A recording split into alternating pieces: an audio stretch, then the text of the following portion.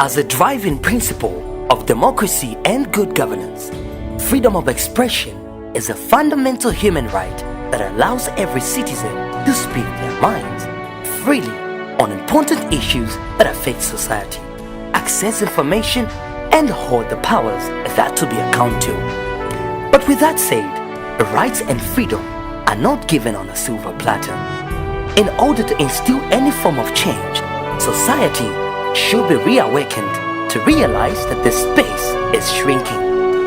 During a public discussion on the impact of shrinking civic and democratic spaces in Zambia, organized by Action Aid Zambia with support from many other organizations, the emphasis was that citizens must overcome fear and struggle for their rights and freedom. This is how the discussion went. My name is Naluchanganga Ziva. I'm the country director for Action Aid in Zambia. This report launch has come at a timely manner in the sense that Zambia is slowly becoming a hotspot when it comes to issues around political, civil and shrinking political space. We have seen and observed recently of late attacks on human rights defenders. For instance, the human rights defenders who demonstrated against the fire tenders, Laura Miti and the group. We have also seen attacks on the student movements. We have also, for instance, seen attacks on the media.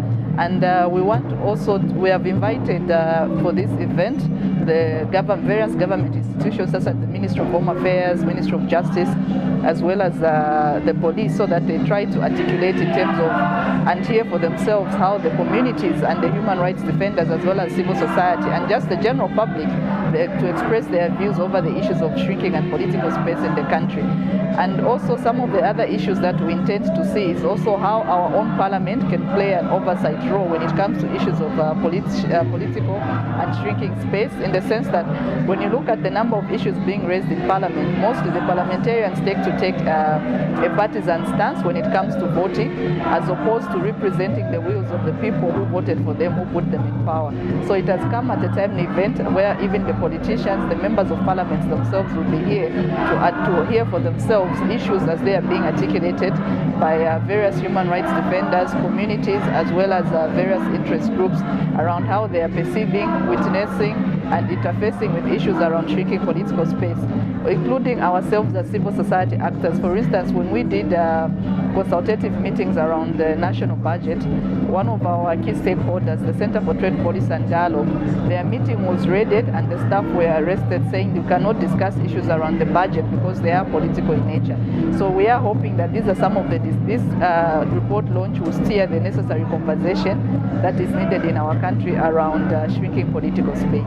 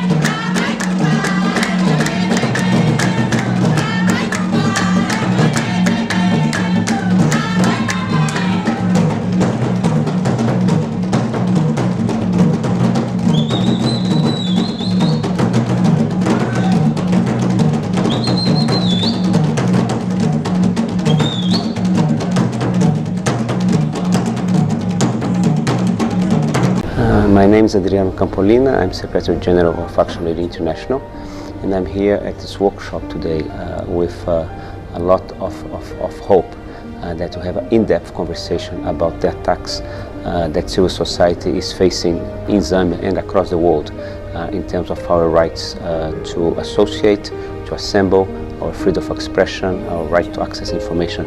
So there is a worldwide phenomenon of shrinkage of political space for civic action.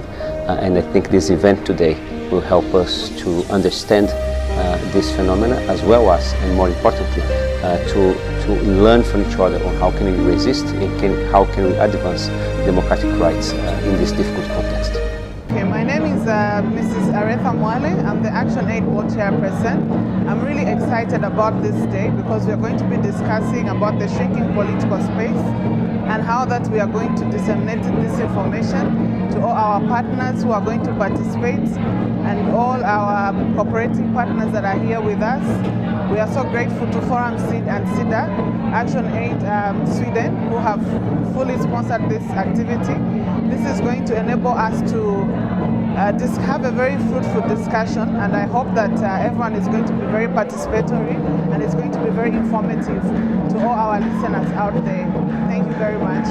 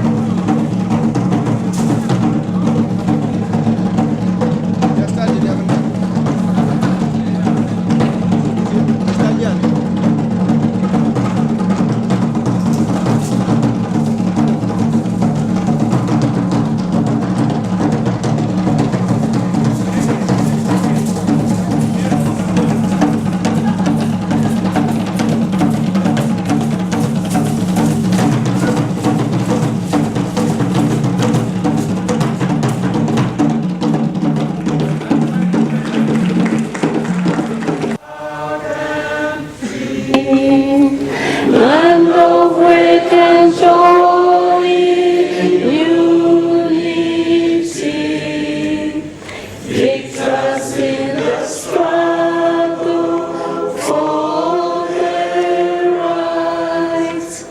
We won freedom's fight. All one, strong and free. Africa is our motherland,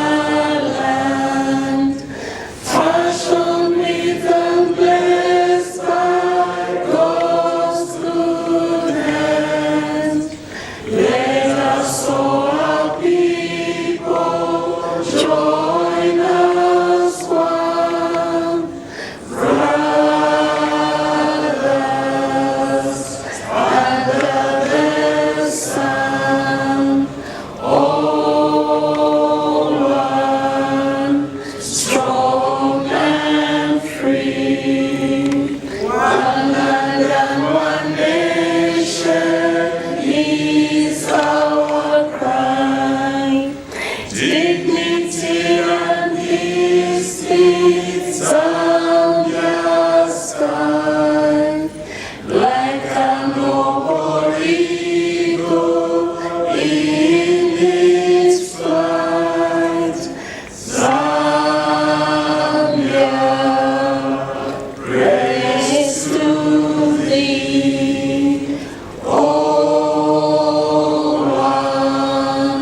strong and free.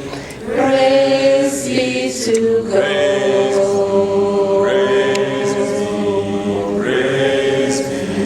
Bless our great nation, Zambia. Freely we stand under the flag of our land, Zambia. Praise to thee, all one, strong and free. I would like to recognize the presence of senior government officials who are around. In our midst is also the Secretary General of Action Aid International. We also take recognition of representatives from the donor community, media fraternity, political, civil society, academic, and the general public. So thank you very much for finding time to join us. And we are aware that there are several events going on in Lusaka, but you chose to join us for this important meeting. So we really appreciate your presence and hope that you will also obtain a lot of insightful information from the subject of our meeting today.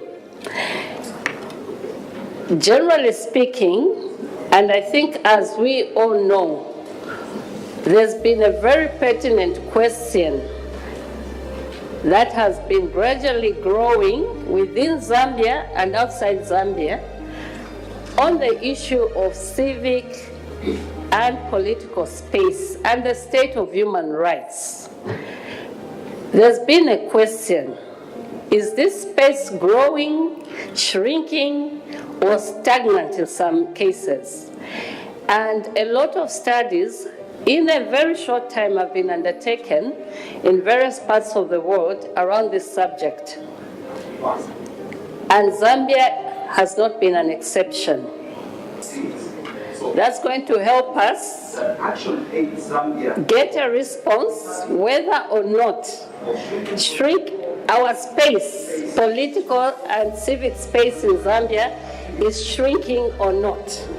That is the purpose of the study that was undertaken, and that is the reason why we've called you to come and listen and hear to the findings of this study.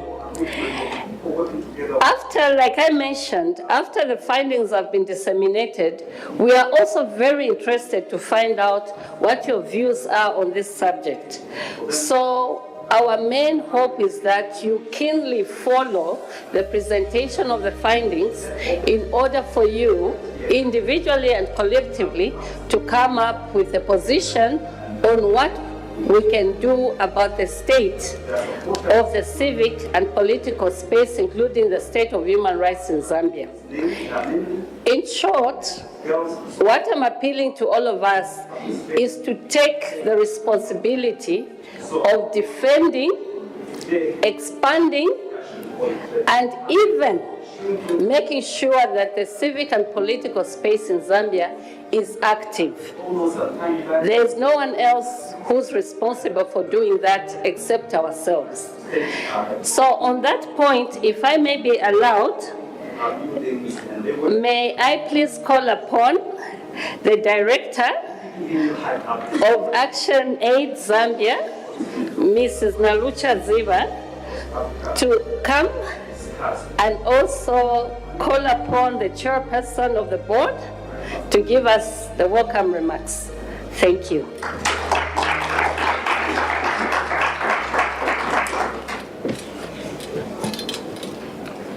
Thank you very much, Madam Moderator. Good morning once again to all our distinguished invited guests. We are very honored that you have been able to join us this morning.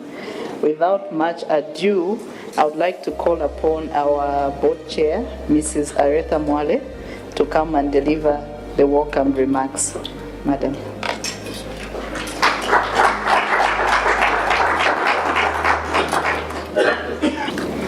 Good morning, everybody, and welcome to this event. The Honorable Member of Parliament, senior government officials, distinguished ambassadors and cooperating partners, leaders of civil society organizations, political parties representatives, members of the press, partners and allies, ladies and gentlemen, may I simply say all protocols observed. Action Aid Zambia is honored to host this important stakeholder meeting to discuss the report on shrinking civic political space in the country. This event is being held with financial support from Forum Seed and Action Aid Sweden. Action Aid Zambia is part of a global movement of people working together to further human rights and defeat poverty for all. As part of the Action Aid Global Federation, we share common values and aims to drive social change towards a just, equitable, and sustainable world. Action Aid Zambia has been working with citizen groups, like-minded CSOs, state institutions, and political formation in areas of governance and human rights since its inception in 2006. Our mandate evolves around building the active agency of people living in poverty. There are organizations and movements to address the structural causes of social injustice, gender inequality, and poverty.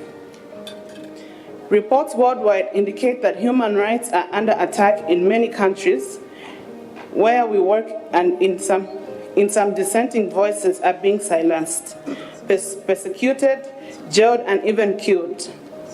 Victories in policy and law reform are often undermined by weak implementation. The state's declining role has decreased accountability to individuals and weakened its role in protecting human rights.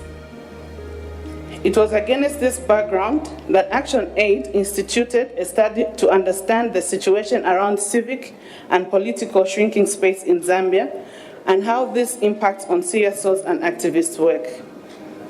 Our gathering today gives us an opportunity to deliberate on the findings from this study, and this in our case to sustain our cherished democracy. Here in Zambia, time and again, we hear reports of intimidation and unwarranted arrests, limiting spaces for citizens' expression of their rights. We ask ourselves if this is the Zambia we desire to see. It is therefore my sincere hope that this discussion will help us set the tone for a fruitful discussion on reopening civic and political spaces for the good of the country. The fact that we all want to operate in a free and fair environment is a good starting point for strengthening our democracy. Ladies and gentlemen, allow me to assure our government that the role of CSOs and activists is not in any way meant to undermine government's legitimacy. We are motivated to do our advocacy work because we want to see a Zambia that is free from poverty and where citizens are living with dignity. We speak not for our own interest, but for the people with whom we work. Those living in poverty, the marginalized. We are committed to stand in solidarity with the people and challenge any form of injustice. That we shall continue to do with our courage of conviction. We will continue to hold the state accountable so that they fulfill their mandate. We have a responsibility to ensure we amplify the voice of that woman out there with no voice to challenge the structural causes of poverty.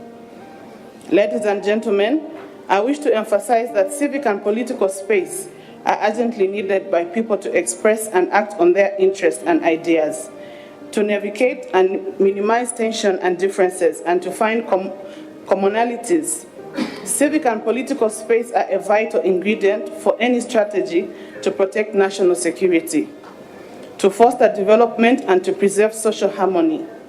Yet many elders misuse or misinterpret these objectives as a pretext to restrict rather than expand civic and political spaces.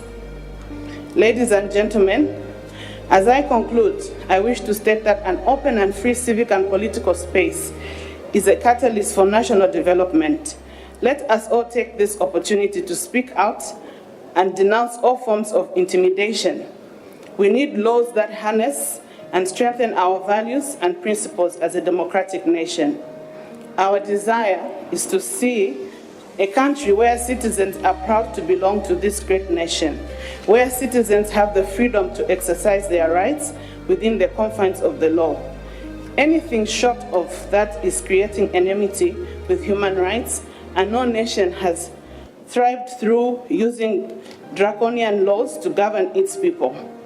We are therefore happy that we can meet as stakeholders and share our experiences on this topical issue. Once more, I welcome you all to this space. Let us together interrogate the civic and democratic situation in Zambia and find ways of enhancing and harnessing our democracy. Let us all stand up and defend what is right for our country, our families, our organizations, and our people. I wish you all a fruitful deliberation. I thank you all. Thank you so much.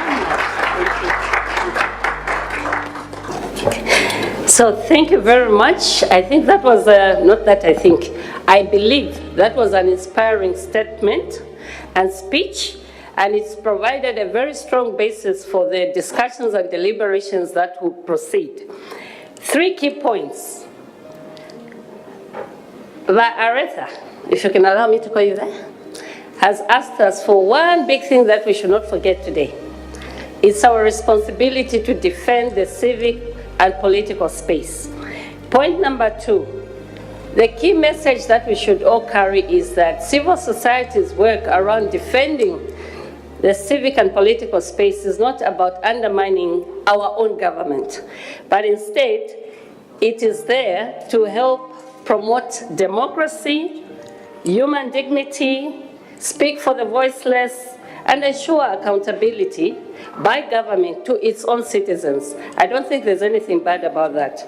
The third point that is very critical is that, seen from a very positive perspective, a flourishing civic and political space will ensure national security, national development, and national consensus. Who would hate any of those values? No one. So in short, we're simply saying that as long as we do not have a flourishing civic and political space in Zambia, it will be difficult for us to promote democracy and national development. That is the key message.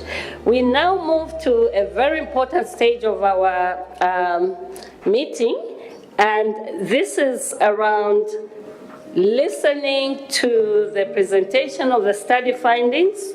The study was done by our 2 colleagues, namely Mr. Lewis Mwape and Mr. McDonald Chipenzi, 2 men. So to make it a gender issue, I'll include myself. I didn't participate. That was just it. So the men who are walking to the table are the ones who are going to take us through the findings of the study. Thank you so very much, Action 8, and the people gathered here for giving us an opportunity to share the findings of the research that was done last year, end of last year, in the 5 provinces of this country. So we are presenting on the impact of shrinking political and civic space on operations of human rights activists in Zambia. Yeah, so this is how we are going to outline our presentation. So we have introduction, objectives of the study,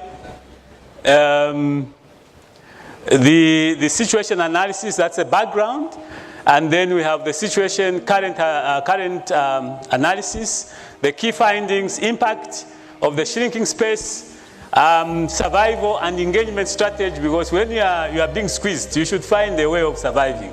If there are no artificial ones, there are natural ones.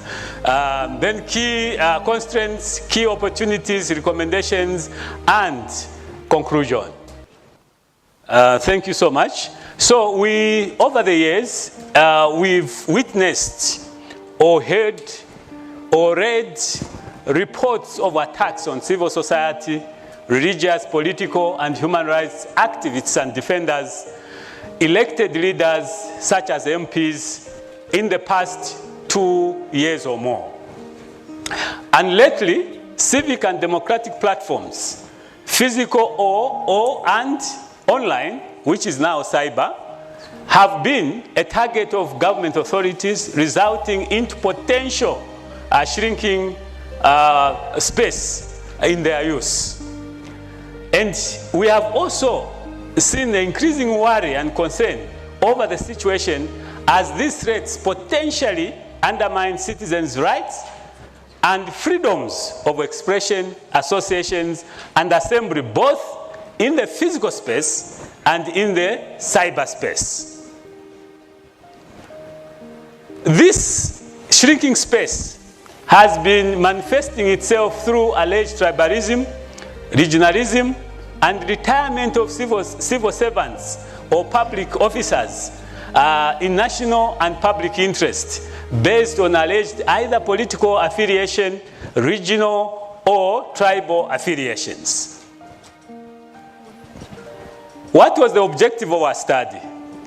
The objectives of our study was to interrogate the legal and police assessment of the shrinking political and civic space on operations of human rights activists in Zambia.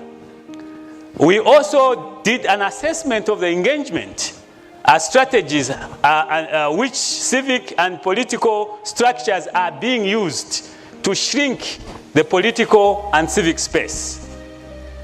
We also interrogated what are the best adaptation mechanisms given the current civic and political environment in the country. And finally, we did an assessment. We were to do an assessment of how the human rights activists and political actors operate in the context of shrinking political and civic space in Zambia. The study methodology and scope. The study mainly employed purposive sampling with some simple random sampling on the population that exceeded the targeted number of respondents. I know those from Western Province may have problems with sampling, but you will be explaining later. Study covered 6 provinces, namely Lusaka, Copperbelt, Western, we covered Sesheke and Mongu, but we never transported any formula from there. Southern, Livingstone and Choma. Eastern, we had Chipata, and then Northern, we had Nakonde. Provinces were purposefully sampled, mainly considered the civic and political dynamics in those provinces and civic and political activism in the same provinces. Focus, group discussions, key informants, workshops were employed. Literature review of relevant policies and legislations was also done to support what we are interrogating. The situation analysis, that is the historical background, is that from pre-independence times to date, civic and political spaces, physical and cyber, were suffocated with offenses aimed at restricting their usage. If those who were there in independence times, you were being arrested or charged for various offenses at that particular time. So historically, the civil society sector and political activism have been around since the 1950s. Though operating without a clear policy framework, with laws governing the sector being first promulgated in the 1920s and 1950s. Main charges during that time, that's the historical background, the historical times, during the Kaundas, the Kapwepwes, the Kumbulas, and so on and so forth, the main charges that were lumped on those offenders or perceived offenders in the eyes of the law and those who were administering the law included unlawful assembly, defamation of the president, conduct likely to cause breach of public peace, seditious practices, and deportation, especially if you were a non-citizen. So these are some of the things that were there even in the 50s, in the 20s, in the 60s. So they are not new charges which we are seeing today. So it's a carryover. Democracy, civil liberties and freedoms of expression, association, assembly, right to share and receive information and hold opinion, to hold to account elected and appointed leadership have been under threat since time immemorial. So if you start asking, but why, where did you take the water and so on and so forth, you are going to be said you are a nag person and you have been sent either by imperialists or somebody else. Situation analysis, current. Employment of silent tools of discrimination and domination on some citizens by government and state institutions and organs continue to be overtly seen. Citizens without connections having challenges to access government economic, education, business, land, and job opportunities. Potentially and real threats and fear in citizens and their families to effectively utilize civic and political spaces are variable. Emergence of passive and or non-participative citizenry and non-involvement of majority citizens on these platforms. So because they fear, they will just keep quiet and pretend that you are part of them. If you can't beat them, join them. Citizens' economic empowerment and social protection schemes, including access and use of public assets, facilities such as markets, public media, bus stations, access to land, are alleged based on political affiliation. Undermining citizens' freedom of association, assembly, expression, right to an opinion, transmission of such to the masses, especially those perceived opponents of the party in power and the government. Activists and citizens belonging to civic movements perceived to be anti-ruling party and the opposition political parties are not currently operating freely in markets and bus stations, neither are they covered by public media. Therefore, government jobs and contracts, e.g., for example, Bredna Changala had a contract to supply chalk to all schools in government, was cut because he was perceived to be anti-government and there's no way government could feed him and then at the same time biting its finger. So business of this involvement, activism, business loans are mainly selectively given to pro-government individuals and groupings. So key findings. Well, on gender, we were to establish the age and the gender-sensitive qualitative and quantitative data and information on participation in the civic political spaces for human rights activists. So from the field, and particularly during the meetings with various stakeholders and political parties, it was reviewed that financial and education limitations are some of the drivers for women's and youth's lack of participation in politics and economic activities. So you find that there's no finances, and most of our women and our young youths, our youths in the rural areas, they don't have the education that they need. And especially now that you need experience for you to be employed. Those days of UT are gone. Political parties further identified family, marital support, and violence as other factors that contribute to either ineffective or effective participation of women in civic and political spaces.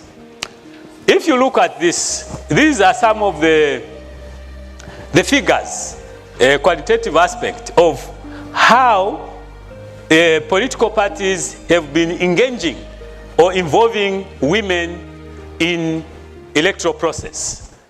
And if you look at the Patriotic Front, had a total of 1,561 women adopted in the last elections. UNIP had 53, MMD had 114, UPN had 1,556. The total of women engaged to participate in an election were 3,284. Compared to their, no, actually that was the total. Women was 271 and men was 3,013. So you can see the disparities and the inequalities in the participation of the gender in the electoral process. Youth participation.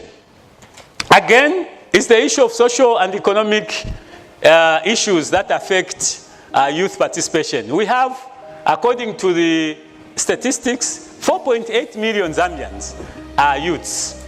That is between 15 and 35. But when you look at their participation, even in the National Assembly, in the local assemblies, you find that they are very minimal. We still have old madalas saying we want to guide you. You are the future leaders and not the current leaders. So that is what is going on. From the time of independence, we have these students playing a pivotal role in shaping the opinion and policy of government. But today, this activism is being neutralized. So the student militancy is being neutralized because of fear of losing government support. I think you heard recently, or is it a few months ago, where bursaries was being threatened, trade unions were being banned, not trade unions, student unions were being banned, and so on and so on. That had a chilling effect on the militance and activism of the young people in schools. Those are the youths who were supposed to help us and not to go across the borders, and they were arrested. We don't know the status of these young people today. Education bursaries from Copperbelt University students are arrested for disrupting the laying of wreath during the 51st independence anniversary or celebration in Kitwe. So those were some of the threats thrown on the young people. And because who doesn't want to be, who doesn't want education? So you find that even your mother, your father will say, behave, otherwise you lose. This is the only opportunity, I don't have the money. So because you need to go into school and someone is warning you, if you continue behaving the way you are behaving, your role is to learn, not to criticize government or indeed to demand what you are demanding. This is also the civil society activists that were arrested. If you can see, there is the Pilato there with his usual beards. And I think Rola should be somewhere here also fighting for their freedom at the Emersdale police station. And just for trying to protest peacefully, not with pangas or with weapons, no, peacefully, with only your hands. You are to battle your freedom after that. Well, the impact of shrinking space on human rights activists, so many issues are coming out. When you demand for accountability, you find that you are either associated with certain individuals or certain bad groups or certain institutions or associations, and thereafter you find that for you not to be put in that same basket, you try to reduce your involvement. So the fear and intimidation making human rights activists unable to hold authorities to account. So you have also one of the findings of the impact on the shrinking space was the lack of knowledge of the legislations and public policies by civil society and by all citizens. Even members of parliament, you find that they don't even know some of these laws they enact, whether they are they do this out of duress, we don't know. But you find that they also don't know. So both of you, you are ignorant of the law. And yet they say that ignorance of the law is not defense. So notably, lack of knowledge of laws, public policies has had negative impact on the CSO, human rights activists and defenders. So you find that even when you have the right to do what you are supposed to do, because you don't know the law, if you see the police, you think he's come or she's come to arrest you. So you decide to run away. So lack of knowledge was also even demonstrated by law enforcement agencies in the case of Laura Miti and the 5 others, where they were even using a law that was amended to arrest people. So you can see that we have a challenge. So legal education is very important. So those are some of the cases where law enforcement agencies displayed a lot of ignorance on the law. Now, if the law enforcer is ignorant, what about me and you?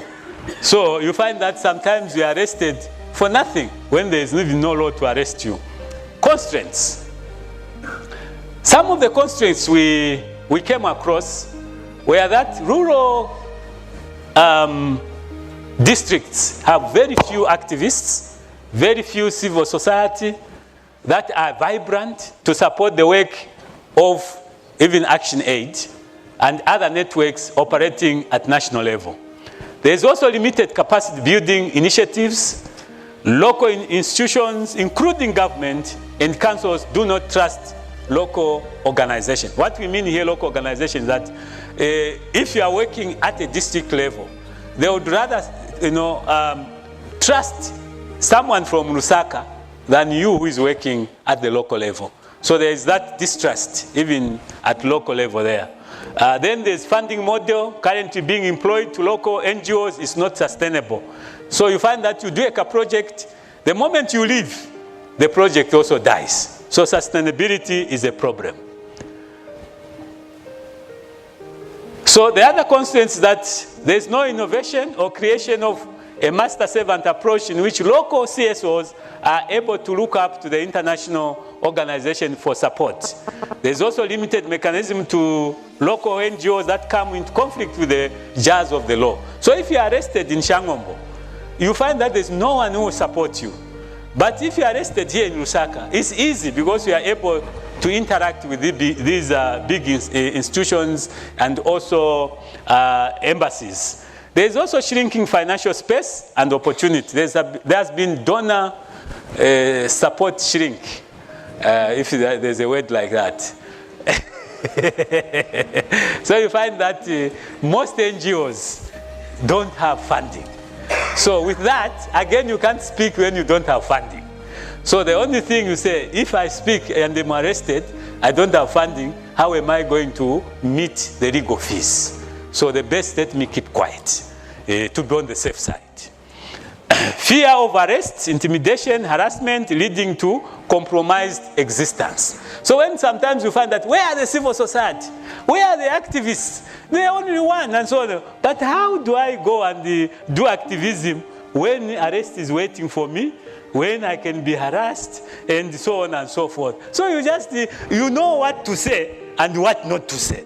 That is what we have become. Opportunities is that the issue of the markets and bus stations. We are seeing an opportunity that maybe Action Aid can do a study to see the revenue or advocates or lobby, what the revenue loss to the councils. Because the councils say we don't have money, we don't have money. But bus stations, markets are making a lot of money. Where that money goes, no one knows. So if a study can be established, results may help maybe the central government, even the local government, to see how best the cadreism in these markets and bus stations can be done away with, and then the local authority takes charge of that. Also, setting up of a legal fund to support human rights activists. That has been the biggest problem, because when you are arrested, if you don't have people around you, you rot even in a detention cell. But if there's this fund, it's easy to quickly say, our friend has been arrested. bail or bond quickly can be organized. I remember one time we wanted to go to demonstrate. People were asking, do we have an ambulance? Do we have the lawyers following us? And so on and so forth. So if those things are not there, it will be very difficult for us to participate. Because when we are arrested, there will be no ambulance to take us when we are beaten, and so on and so forth. Recommendation. We are recommending, or the study recommends, that a strengthening of local NGO coordination mechanism and an alliance building of human rights activists to enhance collaboration and solidarity, working through an umbrella organization with national, regional, and global networking loopholes will be key to addressing some of the evils of the shrinking space. If you know that when I'm arrested or when I'm harassed, there will be solidarity, then you go there with courage. But when you know that there will be no solidarity, you will be a lone person, then you better be in your room and just watch. You say, no, we are waiting for 2021. That's when we can act. Meanwhile, the space continues to shrink. Designing and developing a social media and community media strategy to raise awareness of human rights and their fulfillment and the role of human rights activists and human defenders. Identify strategic litigation cases that must be used for legislative advocacy. So this is very important. What can we do and how can we do it? So our lawyers, a campaign that supports human rights activists, human rights defenders, and their work in addressing the shrinking civic and political space in Zambia. Conclusion.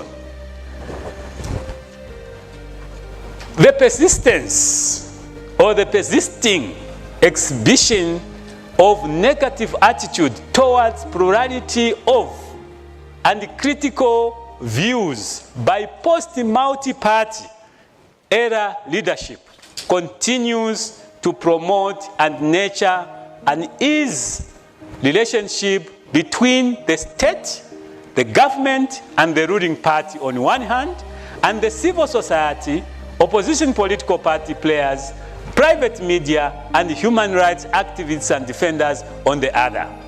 Nonetheless, we have to underline this. Nonetheless, plurality of views is a trend difficult to stop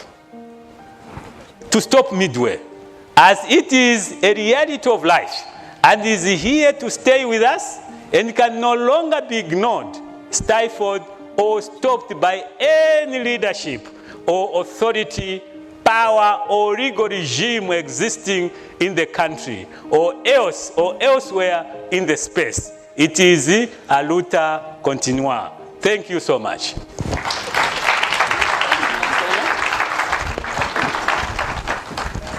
Try to speak to few practical issues. My colleague mentioned of issues of watermelon and also abuse of public assets. There was a case in Mongo. When we went there, it was almost the time when the judgment for eligibility of the president to stand in 2021. So everyone at the market were asked to match.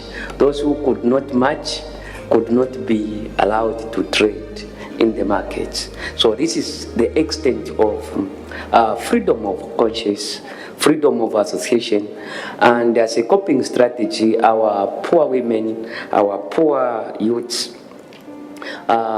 marching in support of the ruling party. So those are issues that we are talking about. We also had, we paid the courtesy scores, various police commissioners in the at least 5 provinces. And one of the issues that came out was that the police had no stories of rejecting police permit from civil society organizations. I think this was very prominent in Mongo. It was prominent in the Eastern Province. We also witnessed this in the Western Province.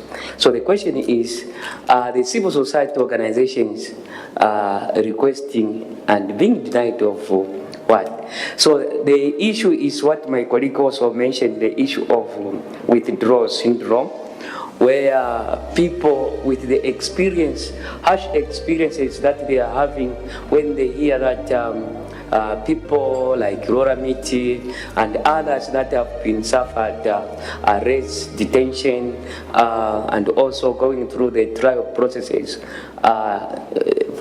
passing through these difficult moments. So people just withdraw.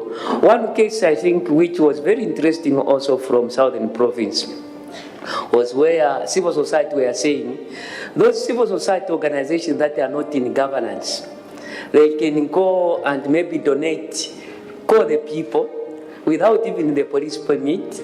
They go and gather the people, they donate. But immediately somebody rises and say, begin to talk about accountability issues, then it changes now, it requires now police permit to say, why are you talking about accountability? Why are you inciting people?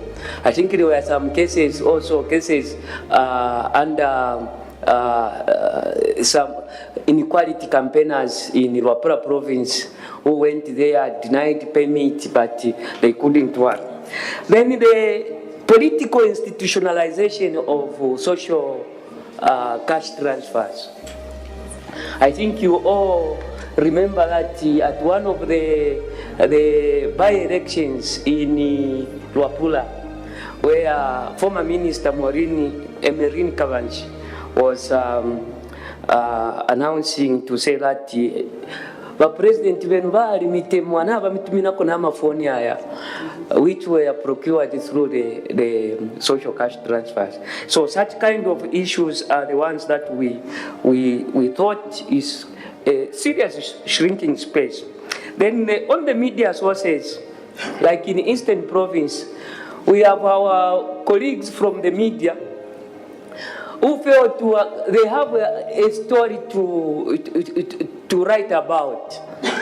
But they can't find a source because whoever civil society that they call would decline to say, I can't comment on social cash transfer.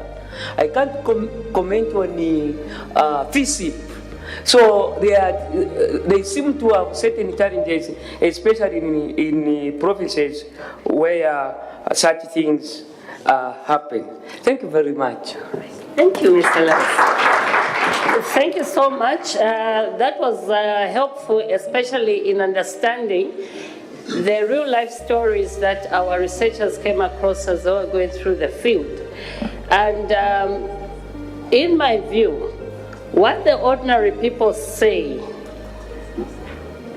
reflects the realities of their lives. If people are scared to talk about FISIP, if people are scared to talk about social protection, then what will we talk about when we want to reduce poverty in Zambia? What will we talk about when we want to improve the lives of the ordinary Zambians there?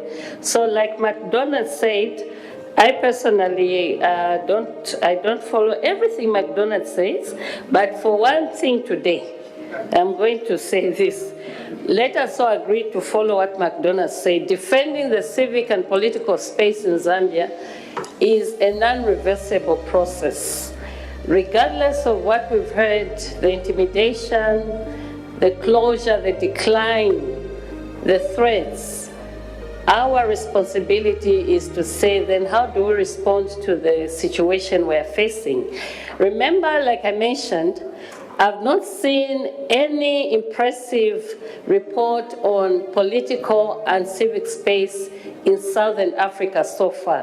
When I'm listening about the case of Zambia, it is similar to Zimbabwe, similar to Malawi, similar to South Africa. So I'm saying, although it is not a unique problem to Zambia, my main point is to say that this trend should be an eye-opener that the ruling elites in our continent have become an increasing problem in terms of providing us with the civic and political rights that we need to enjoy our lives in dignity in our own countries. We need to agree on that.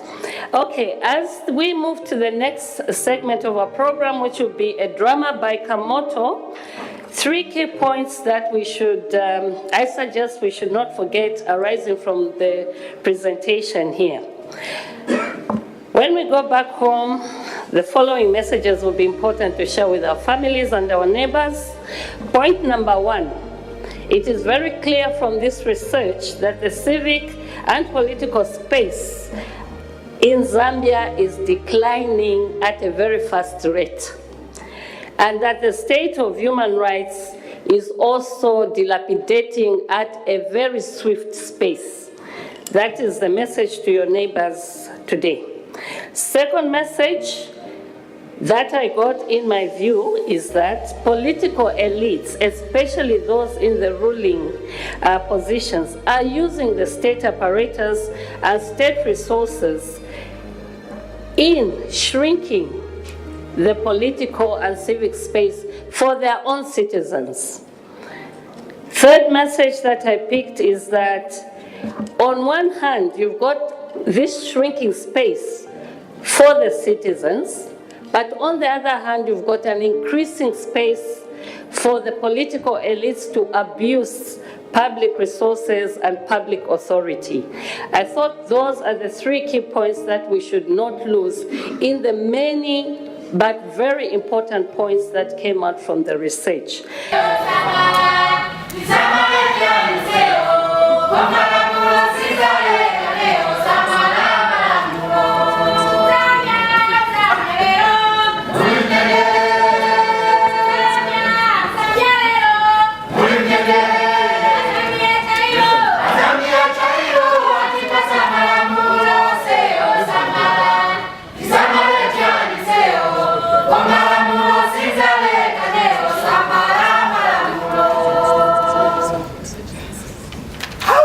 My children, the bananas that I was selling, they've grabbed them, they've stepped on them.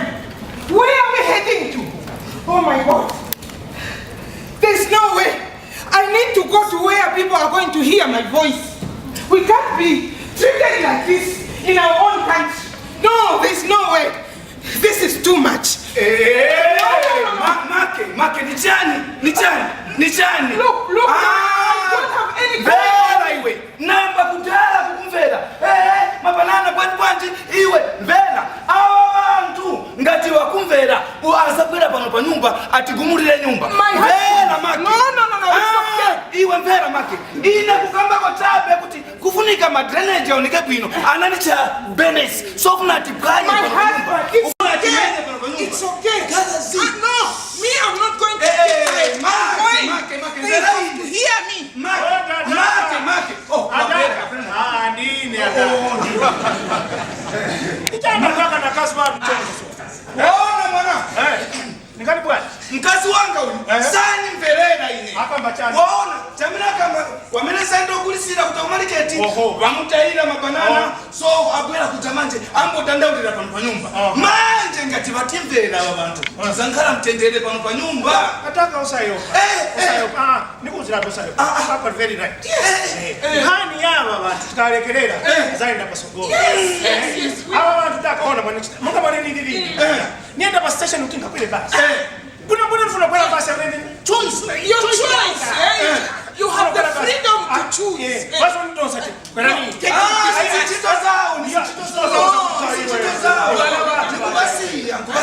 ni wana watu ile wanatitimula uziba wananimenya musamenyere daka menya wasishu daka menya wasishu kani nyoti kambepo yes chifuka space itabwanji ichepa the space is shrinking ichepa is a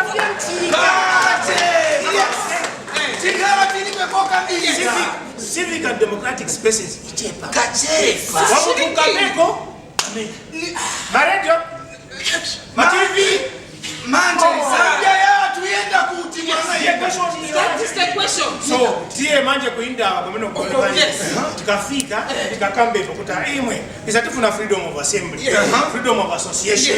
Paliponse nichite kwanji nizunguluke nikambe mwana nifunira pa chituku. Yes. So hiyo kwameno kwamba kuinda tikafika na ise tingakambe tina kuliunga. Me, I'm going to stand. They will make sure that they hear me. Fanya kazi wako sema masiku ya kudara sema tata exchange anga na kazi wako. Uone kama kelele mata mkatinda wewe. Ndaka mbele. Tumangani sana zichitika pa maliki. Ngati chape wewe usta belong huku. Ulipe mama. So that is what happened to me. I stand at the market. You know what they say? Kusoweto. Paliposa panga chape boundary. Paliposa boundary. Moto kaisipita. Bas, lipirani. I'm a public transporter. Walipira pale. Maji gharama sienda kuutisi. Ndio funzo. Tena kama tie. TNT ambepo.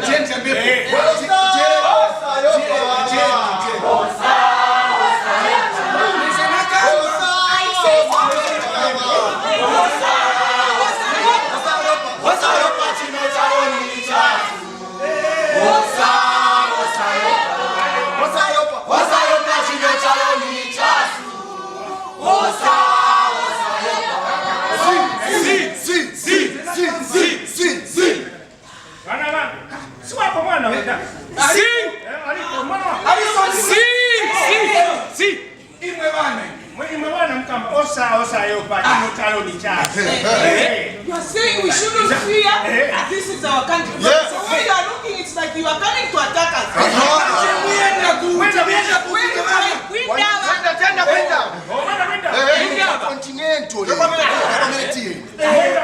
Inasema funo nyamula chinyamule nyamule chifanga nyamule manzi. So mwenda kamba chake. Yes. Amachetengera. Tifuna kuti naife tikaenda kuja. Tikambepo as a youth batimve. Yes, tukamunga ku university kwatu wanechokera ino. Ukakambako chape pandrama chape chakudya. Ukambako ndrama zatu zapakudya ziche. Shikwazira ta As a student, you want to go there and you tell them, yes, as a student, I have the right to be given what I want. Yes. Very good. Maja velani wanawake. Ngati mwaenda kwa mimi kwa message kwanza kwa nini tiende sema kwa. Ngati mwafika kuja. Muzika ba one.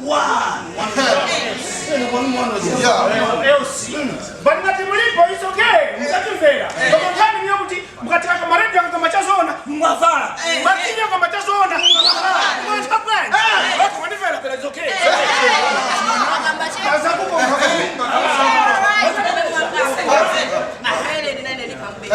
As we all know, freedom of expression is a fundamental human right. Yes. But the question is, are we able to express ourselves?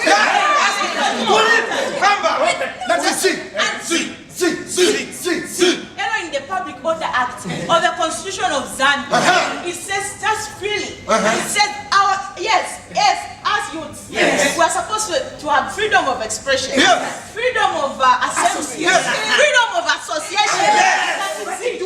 It's shrinking.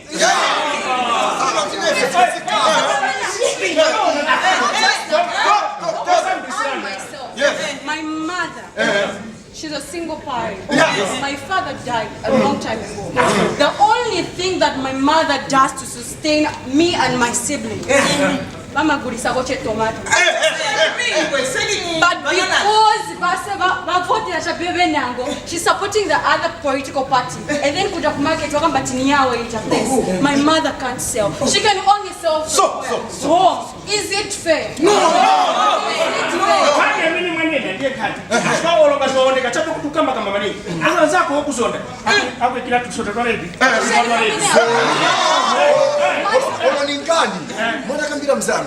Shuwa kuti waimirira wakuchita chape ma interviews kuti wakakutambise pa TV kuti wakapata tuntu kumeza maona wana wanga tina ngotanamfuniko konga ibe vana ngono mayusi amusebenzisani mungala munga ndimwe turusi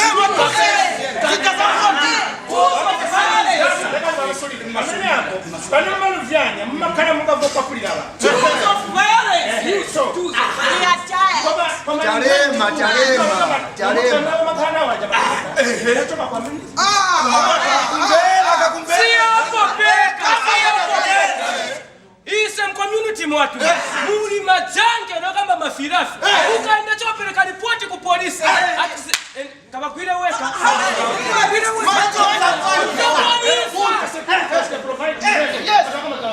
tuamenyewa futi wamene futa kakwira amena mumeji maana monga ifema yusi tinkalako na meeting taenda tatenga permit ku polisi otishe kwanti tinkale na meeting ukuja na manzatu na wewe batenga nife kwatu bativaliza batama kana meeting haya nishiziko yanja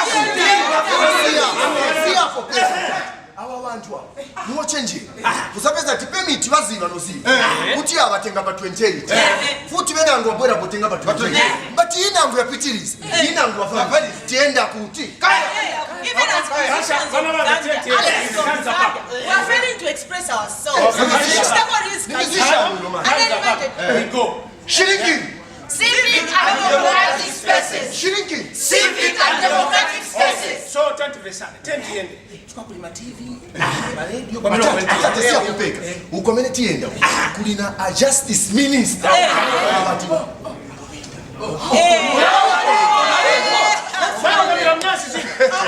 Osa yo pa mama. Osa yo pa mama.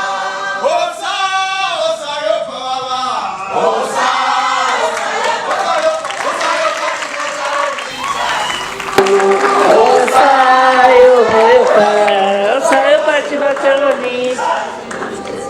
Thank you very much. I think they deserve another clap. I'm Father Cleophas Lungu, the Secretary General of the Zambia Conference of Catholic Bishops. I'm here at the Indaba, and I'm delighted that Action Aid Zambia has provided this forum, which is a very important forum, to discuss a very important subject of the shrinking civic and democratic space here in Zambia and the region at large. From a faith perspective, we believe that God created us, male and female, as free sons and daughters of God. And we must exercise our freedom in expressing our civic duties, but also in participating in the governance systems of the country. It is also our view that we need to implement what we often sing in the national anthem, that free men and women will stand. But we cannot stand free if we don't have a space to express ourselves, even to express alternative views to those of those in government. Thirdly, we believe that it is important to take this into our favor and advocate for, first of all, the expansion as well as the enactment of a new Bill of Rights. We can talk about the freedom of assembly, the freedom of expression, but without having a new constitution that carries with it an expanded and revised Bill of Rights, we are not going to reach that far. And would like to underline the fact that you can talk of amendments to the Constitution, but insofar as we do not touch a very fundamental aspect of the Constitution, which is the Bill of Rights, then we'll be shooting ourselves in the foot. Thank you. Good morning. I'm Father Emmanuel Chikoya from the Council of Churches in Zambia. I serve as General Secretary. It is indeed a great honor to be part and parcel of this Indaba because it provides space for well-researched reports regarding the shrinking civic and democratic space in Zambia. You know, as people from the faith sector, we believe we are to be the salt and the light of the earth, and you can't play that role without having to voice out, without having to engage, and sometimes commend, announce, and denounce. And so a collective gathering of people from various human rights activists is a good platform and the right way to go. And so we look forward to using this resource for our continued advocacy and engagement on the governance matters in this country. United we stand, divided we fall. And so we should not allow ourselves to be isolated and divided. We need to stay together, stick together for the good of this country. Thank you. Yeah, my name is Pilato. I'm an artist in Zambia. Okay, so the sad part is the report highlights the sad reality in Zambia today. So it's common knowledge that if you want to protest against the policies, against the ideals, against the behavior of those in government, you are likely to be arrested and taken to prison. But if you are dancing for them, if you are insulting their enemies, you obviously get police support, you get government support, you get the freedom to do that. So what happens to us is because we are protesting corruption, we are protesting the madness that exists amongst those that abuse and use our resources, and we were arrested, and that has remained the case for so many across the country, which is very sad. Yeah, the solution is to give people back their power. People must be allowed to express themselves however they want to express themselves. That's why we have the constitution, that's why we have the courts of law. So people must be allowed the freedom.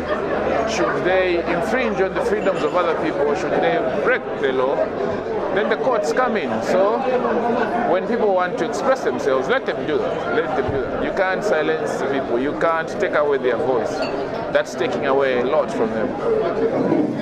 A poem by a young person. This poem again is connected to our area of focus, and I'd like to call upon our youth representative who is going to give us this poem to come to the podium now. So in the spirit of what we're doing here today, I have a poem entitled Of Myths and Realities, All Protocols Observed.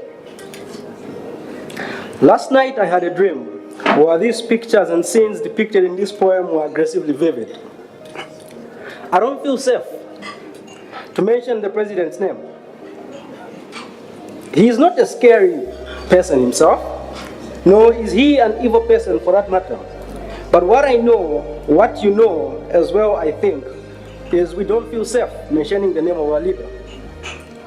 Is the shrinking of civic spaces a myth or a reality? Is the shrinking of political spaces a myth or a reality? You tell me. I don't feel safe to state bluntly what party I am. To say I'm a supporter of Chite and not Chite. Not that Chite is a monster or that Chite is a devil, but really, I just don't feel safe.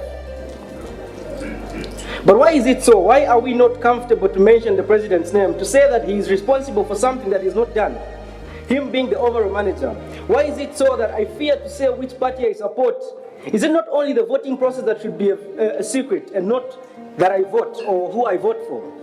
These are the questions I would love for you to ask yourselves, and together hopefully answers reap.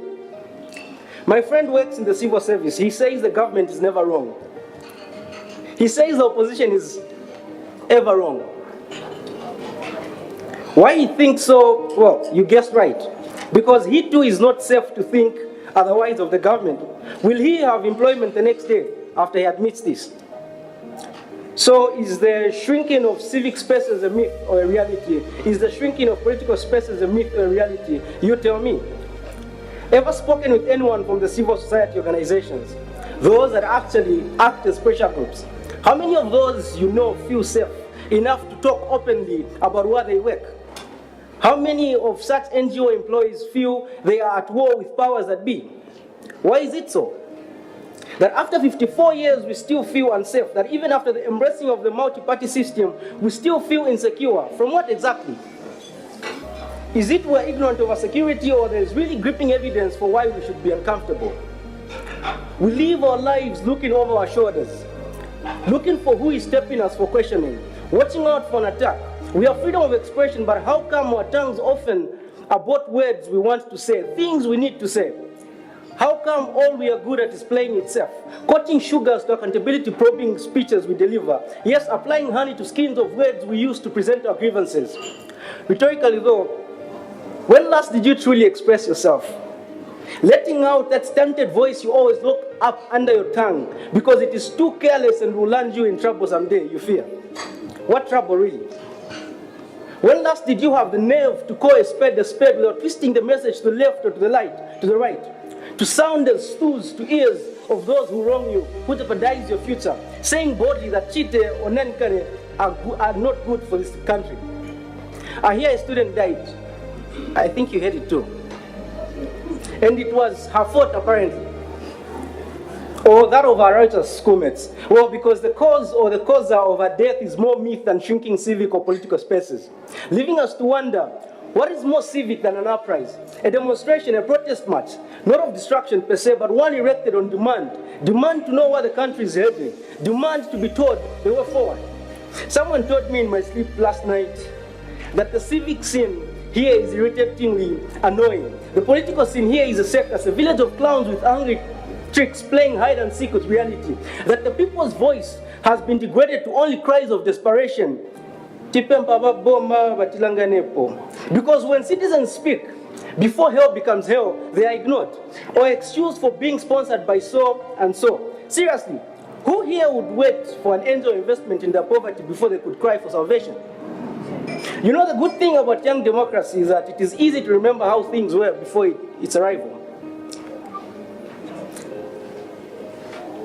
So turn to your neighbor and ask yourself what really is the difference between them and Welensky, between their government and the BSA company. Since morally it is unheavenly to judge others, further be as saintly enough to ask yourself what are you doing there on your own to hinder this country from turning back on and prostrating vulnerably on its vomit as to it? Is the shrinking of civic spaces a myth or a reality? Is the shrinking of political spaces a myth or a reality?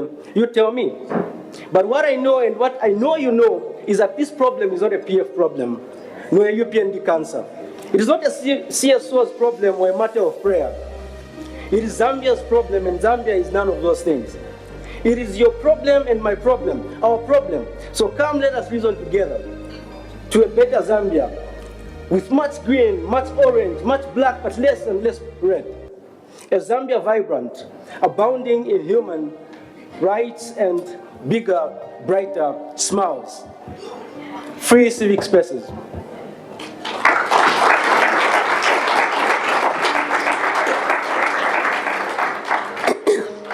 Thank you very much. And from a young person, another clap.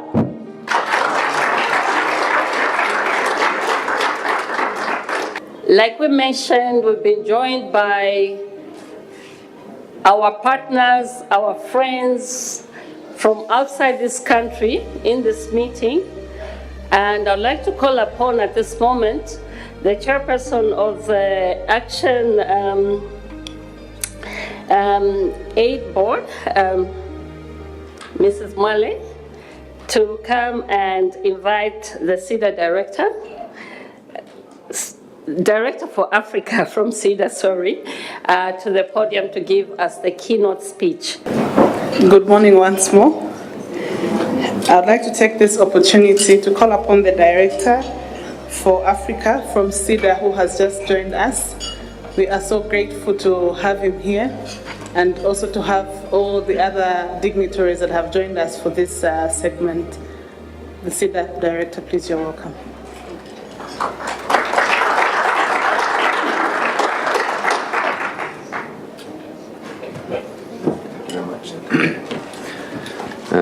Thank you and good morning, everyone. Good morning. Government officials and parliamentarians, Action Aid International Secretary General, Action Aid Zambia Board and staff, civil society organizations, media representatives, cooperating partners, members of the diplomatic corps and UN agencies, distinguished guests, ladies and gentlemen, old friends. I'm really very happy to be here this morning to be part of this public discussion and launch of Action Aid Zambia's report on the political and civic space in Zambia. And I would like to commend ActionAid Zambia for organizing this event. I think it's really an important opportunity, creating forums like this one where citizens, civil society and other interest groups can meaningfully express their views and participate in public debate and thus in the shaping of the country's democratic development. Around the world, democracy is in decline. Today, more people are living in countries with authoritarian tendencies than in countries making democratic progress. In response to these developments, Sweden is launching a drive for democracy, which will be reflected in all areas of our foreign policy, including our development cooperation. It will involve providing support and sustenance wherever democracy can grow, and expressing criticism when it is eroded. Zambia has been a role model in the region when it comes to democracy, and we expect Zambia to continue on that path. In this regard, civil society and media play a crucial role. The Embassy of Sweden in Lusaka and the Swedish International Development Cooperation Agency, SIDA, has been tasked by the Swedish government and parliament to enable people living in poverty and oppression to improve their lives. We believe that this cannot be achieved without democracy, gender equality and human rights. Therefore, democratic space has a bearing on all of SIDA's activities in Africa and elsewhere. It is, however, important to keep in mind when we speak of democratic space in Africa that there are many dimensions at local level and national level, as this report shows, of democratics, and that there is also a large variation between the countries. Not all of our 15 African partner countries are experiencing shrinking democratic space. And compared to other regions, Sub-Saharan Africa actually diverges slightly in a positive sense when it comes to development of democratic space. Out of our 15 African partners in the countries, the Varieties of Democracy Index for 2017 showed that the democratic situation improved in one-third of our partner countries. It deteriorated in one-third and remained unchanged in one-third of the countries. Seen over a longer period, though, the region can be said to be part of the negative trend that can be seen globally. In order to counter shrinking democratic space, it is essential to strengthen both state institutions, for example by supporting public sector reform and good governance provisions, as well as creating conditions for strong and independent civil society, media and other actors. This includes defense of human rights defenders.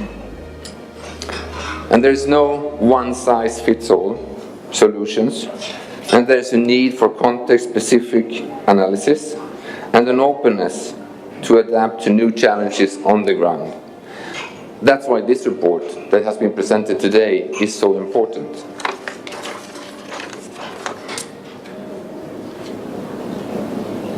It's clear that development actors like SIDA need to work with the multidimensional poverty analysis and better make use of relevant analysis conducted by other actors, such as local NGOs, think tanks, and researchers. So we welcome all these efforts and this report today to improve our analysis also. Finally, it is a fundamental norm of democracy that every voice should be counted as equal, and everyone should have the same possibility for participation. So, democracy cannot be achieved without gender equality. Our experience from working in the region is that strengthening women's political empowerment is fundamental to counteract the underlying causes of shrinking democratic space. With these words, I want to wish our partner, ActionAid Zambia, all the best in your work, and we look forward to continued cooperation in promoting accountability, transparency, access to information, and citizen participation. And I look forward to an interesting debate today. Thank you very much.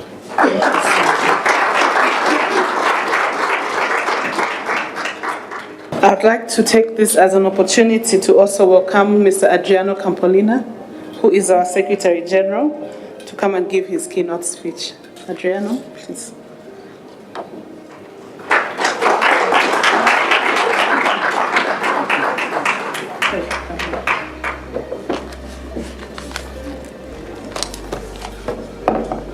Good morning, everyone. I would like to send my greetings to the government and parliament authorities, to UN missions, to embassies, to all colleagues around. But I would like particularly to make a very strong greeting to the human rights defenders in the room and to the organizations from civil society who are on the receiving end of the shrinkage of political space. I just want to bring my solidarity to each and one of you, including media, that sometimes are also at the receiving end of the shrinkage of political space. Before you wonder where this accent comes from, I'm Brazilian, and the reason I'm mentioning that is because I want to connect the debate about political space with my own personal experience to that. So I have been on that receiving end of repression at the very end of dictatorship in my country. On the early 80s, I will not tell how old was I then or not now, but we've been, as a students' movement then, severely repressed, detained, some of our comrades killed. After that, I saw the side of the state failing to respect rights. After that, I saw the failure of the state to protect rights. So working with farmers' movements in Latin America, so many of those leaders killed by landlords, not directly by the state, but by landlords, an absolute lack of accountability or action by the state in those killings. So there's another failure, fundamental failure of rights. And I also have seen, since I took the job as Secretary General of Action Aid, see this particular phenomena of the shrinkage of political space for organized civil society. So I've been in this job for 5 years, and I'll tell you some stories of what kind of situation we have faced in all continents, including Europe, and I'll give some examples there as well. Just to reinforce the point, and I want to greet Cida at this stage, that it is a global phenomenon. It's not southern, it's not only in Africa, it is all around the global north and global south. I would like firstly to also mention one important thing. It's true that the political space for organized civil society is shrinking. Or if you want to be clear about that, we are suffering attacks. Civil society has been attacked on its democratic and civic rights. But it's also true that there is a number of people in the world that never had any civic rights. And those are the human rights defenders at the front line. Those are colleagues, those are comrades, those are friends, that never experienced any democratic right on their lives, even if the country was democratic, because they were completely marginalized politically, economically, and socially. So let me just start by paying tribute to the 321 frontline human rights defenders killed in 2018, just to give a dimension of it. Sadly, for me as Latin American, most of them in my region, 126 in Colombia, 48 in Mexico, 26 in Guatemala, and 23 in my country, Brazil, according to Frontline Defenders report. And there's also a big number in Philippines, just to give you a sense of that assassination, which happens alongside with 625 reported cases of violence against human rights defenders. So 321 people killed, 623 reportedly attacked. And we know that it's underreported. It's just what people got to know. So those are the people that never really had civic space. And I think one of the first fundamental challenges we have as organized civil society is how to bridge our work towards civic rights and democracy with the realities of those people that never had democracy, never had rights. And I think that's a fundamental challenge for all of us. I also want to give another data in terms of the dimension of the situation, which is only 22 countries, and I just checked with Dr. Google this morning, apparently we are in 196 countries in the world. Only 22 countries are considered to have an enabling space for civil society and strong safeguarding for civil society. That's a Civic's report of 2018. Out of those 22 countries, 19 are in Europe, 2 is on Oceania, and 1 in the Americas. And I suppose it's Uruguay.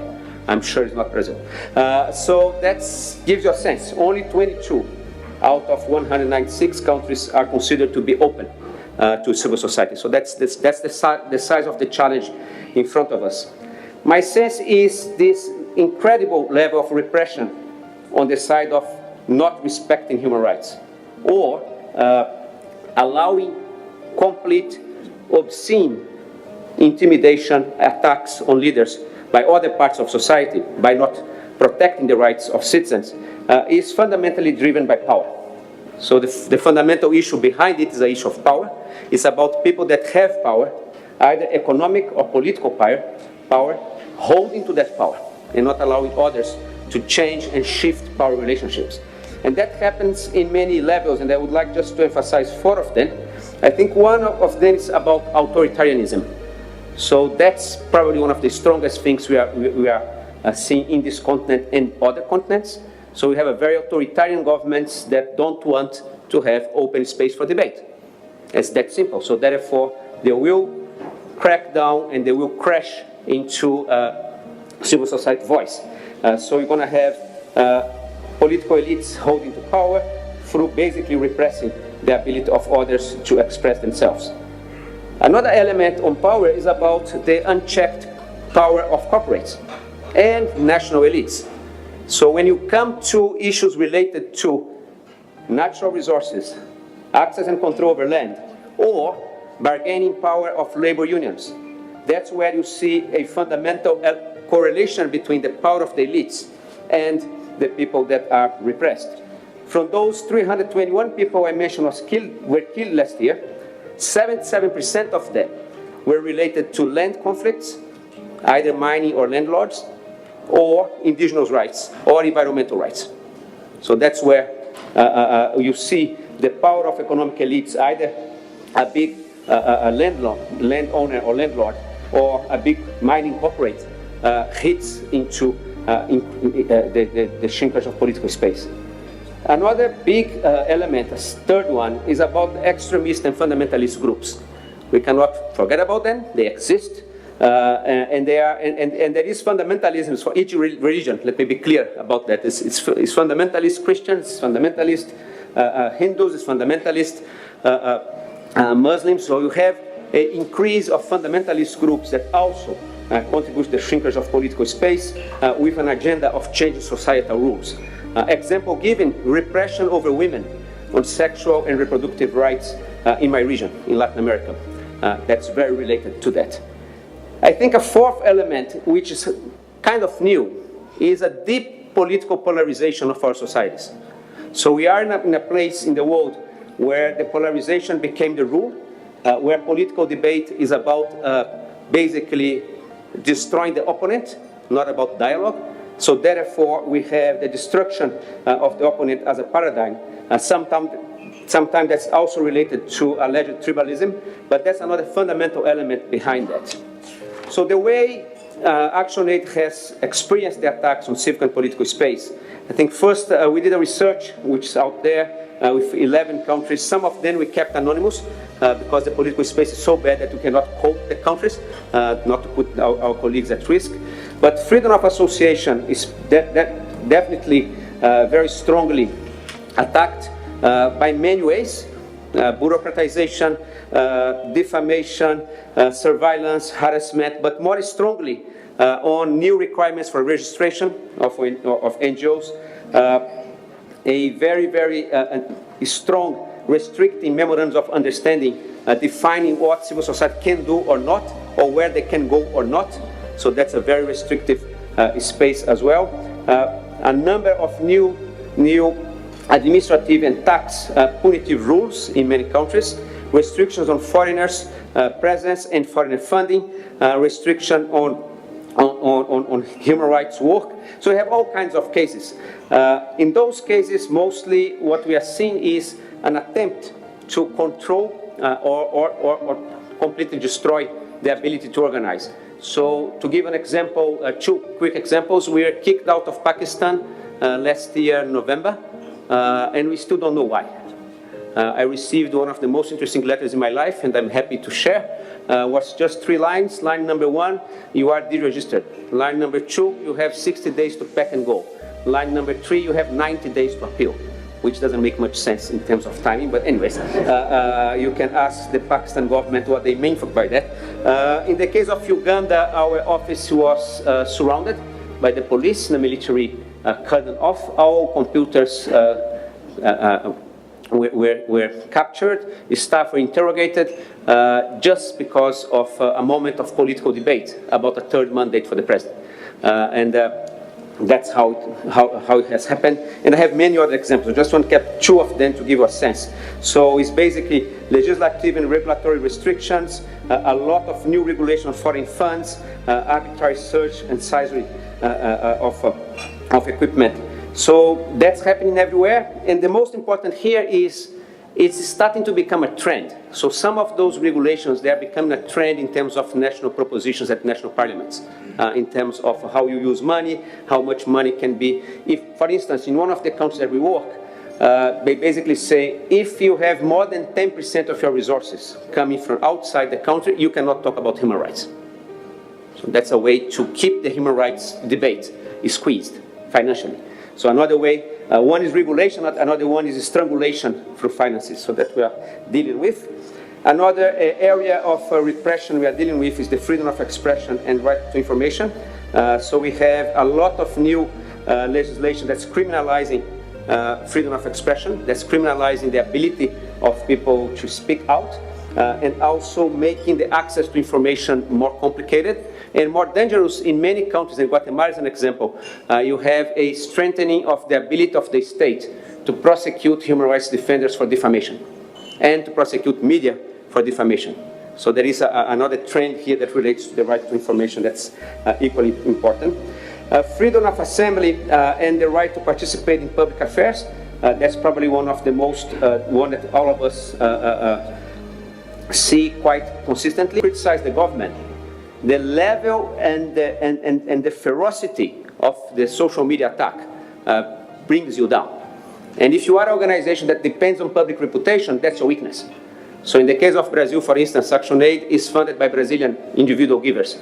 The more Brazil protests against the withdrawal of rights, the more attacks they have on social media that they can actually end up into putting their sustainability at cause.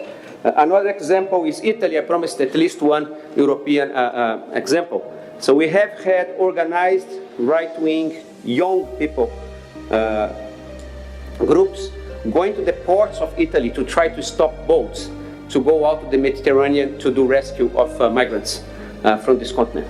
So it's within the society. So it's not all about state or private sector. It's also a big element of the public that is now espousing different values. Values of xenophobia, misogyny, racism, that I think we have to confront if you want to confront the structural causes of shrinkage of political space. So our response have been a combination of direct engagement. In many cases, we just resisted and we kept going. So one example is in Uganda, after that cordon off, we sued the government and we won on court. In the case of Tanzania, the Office of the President came to our office and said, if you launch this report about land grabs tomorrow, we are going to close you. We said, please come and close. We'll launch anyways, because we are a national organization. We have rights to be here, and we managed to confront it directly. We have had various types of indirect confrontation to shrinkage of political space, through lobby, through mobilizing allies, and the allies are very important. I want to say that to the diplomatic corps particularly. Whenever we are in those situations, the relationship with foreign representations, with UN agencies, with other allies, with international allies is very important. Litigation, media and communication is absolutely fundamental. At the end of the day, it is a dispute in the public, so having a clear strategy to media and communications. Alliances, none of us, national or international NGO, is equipped to resist to those attacks alone. It's just impossible. It has to be a coalition. It has to be a diverse coalition. There is no space for being selfish when we are on that level of attack. Legal, financial resources, as well as security and psychosocial support to staff. Staff gets extremely affected in those situations. You have to be able to support. Advocacy is another one. And let me just finish by saying two things that I think are important. One is, as I said in the beginning, is not only about the obligations of the state to respect rights.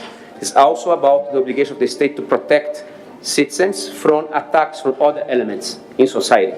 And those are the empowered actor that builds power with the communities, I think, makes a huge difference when those situations happen. So having said that, I'm just very glad to be here with you and very glad to continue to the debate and let us all together fight for democracy and for the rights of citizens to assemble, to associate, and to be part of the public debate. Thank you very much.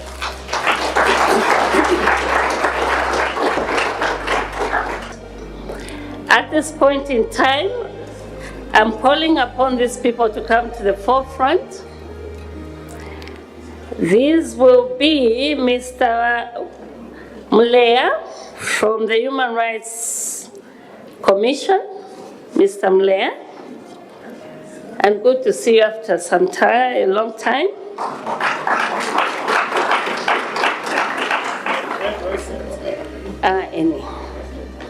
And Ms. Jane Chirwa from MISA. Jane.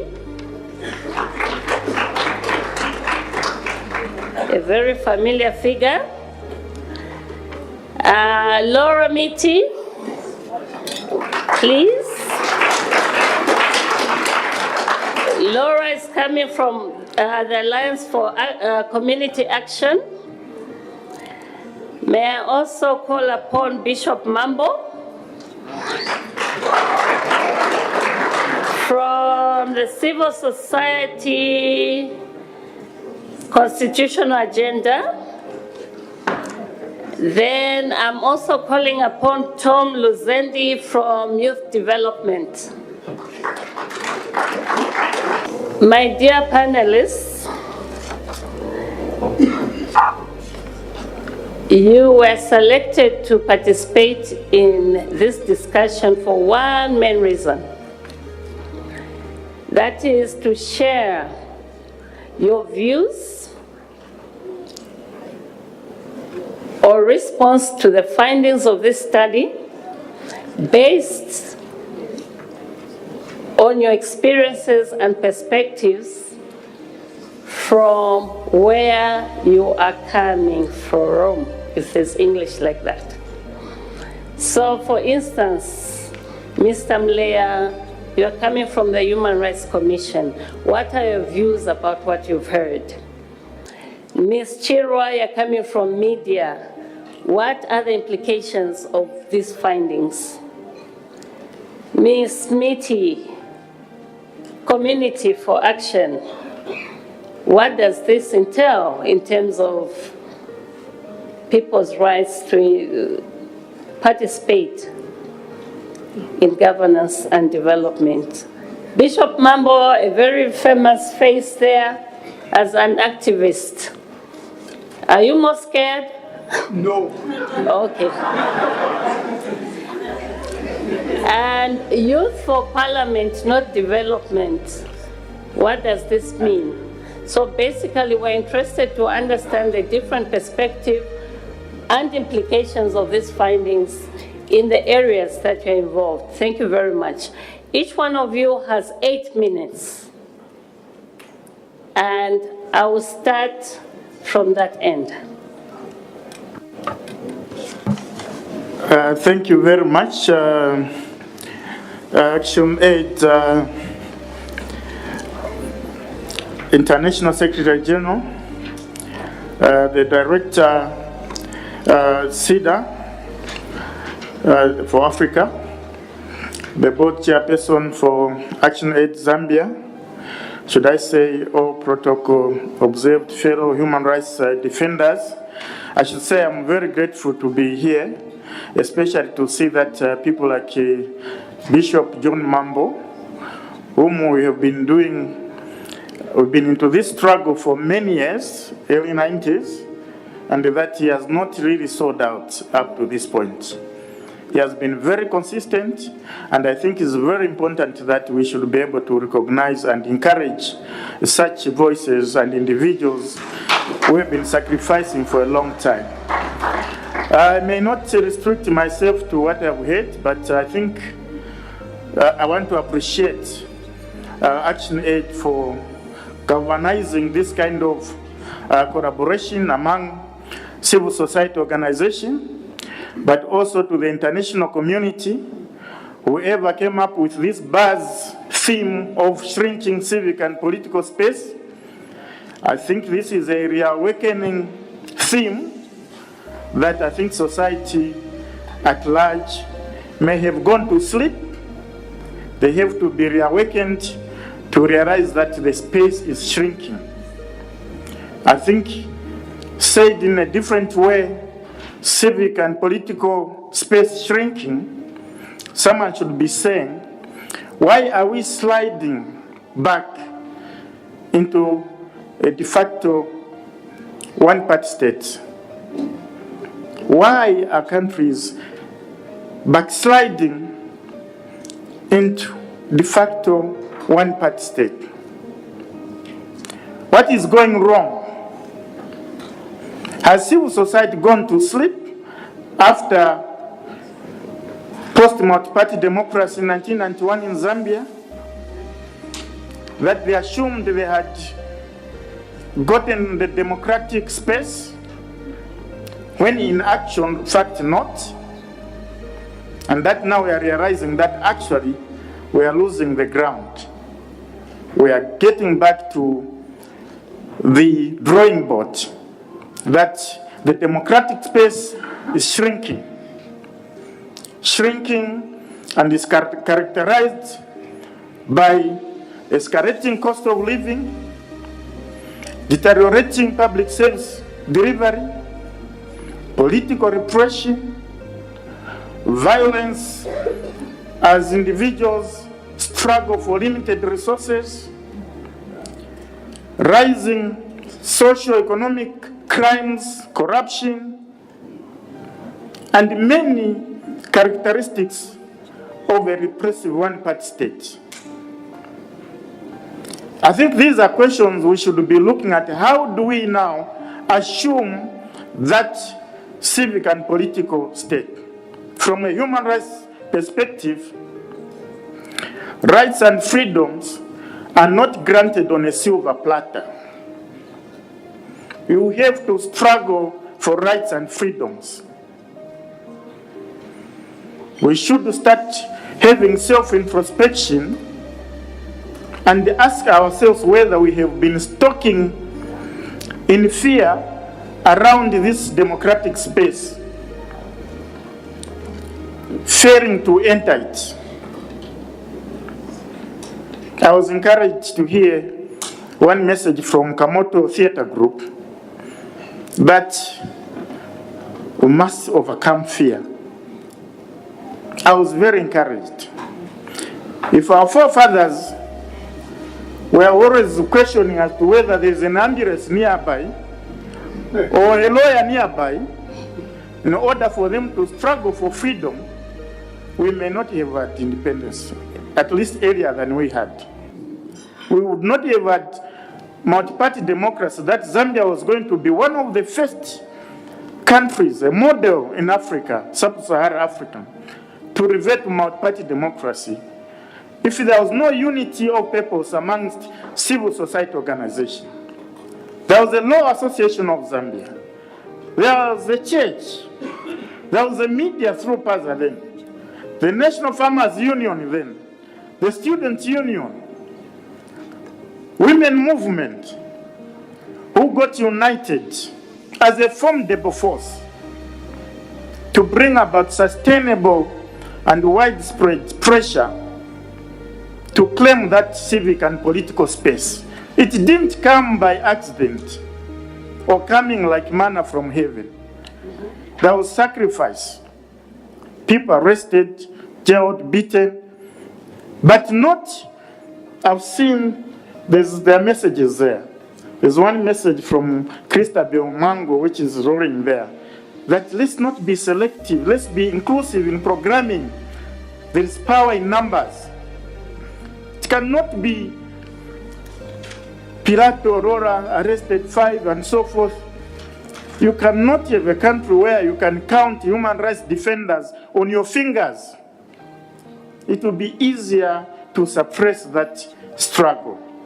You need big numbers so that the pressure for those who are occupying the civic and political space will feel the pressure and open up. But now they know that if Prime TV closes, there will be a press statement today. Tomorrow everything comes to normal. And almost everyone is forgetting that Prime TV is closed.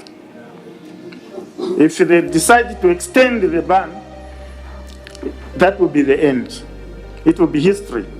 Just to be one of the statistics of what had happened as a human rights record of Zambia. So really, I'm impressed with what recommendations are coming, that we need to get coordinated, organized, so that we are able to claim this civic and political space. It should not be a debate that the civic and political space is shrinking. It's how do we regain that civic and political space to link it to the challenges the country is facing. That governance, human rights has a direct bearing on the standard of living of the majority of the people. That poverty there's a linkage between poverty and good governance and respect for human rights. Now, if we still face resistance, for instance, when we are mobilizing for democratic space from the people who are badly hit by poverty, the victims, they don't see that this is in their best interest, then we should start now maybe questioning that maybe in the past 20 years, we have failed to inculcate civic values in the general members of the public. Okay, time up. We have failed to create critical mass. Thanks very much.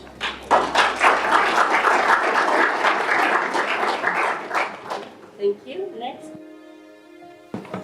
Good morning. Our protocols observed. I'm Jane from MISA Zambia. MISA is basically an advocacy organization that looks at freedom of the media and freedom of expression.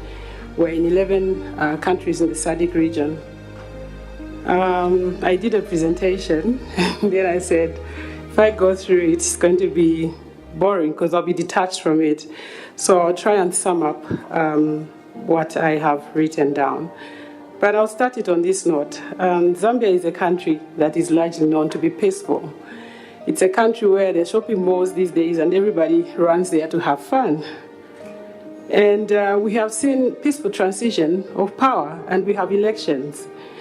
So why are we here today talking about a constricted space or shrinking civic and political space? It's also a country that has 115 licensed radio stations. It has 45 licensed TV stations and over 10 newspapers. But why are we talking about, the shrinking civic and democratic space? Largely, it is owed to the laws that this country has. It democratized and put in place for people to choose presidents and their leaders, but it is still using the old mechanism, the old tools. We still have laws that come from the colonial era, and these are a problem. When you talk about the media, if you criticize the president or even citizens, there is defamation of the president, and that is a crime in this country. So if you defame the president, in the process of holding him accountable, if you are deemed to have disrespected him, then you'll be in prison for 3 years.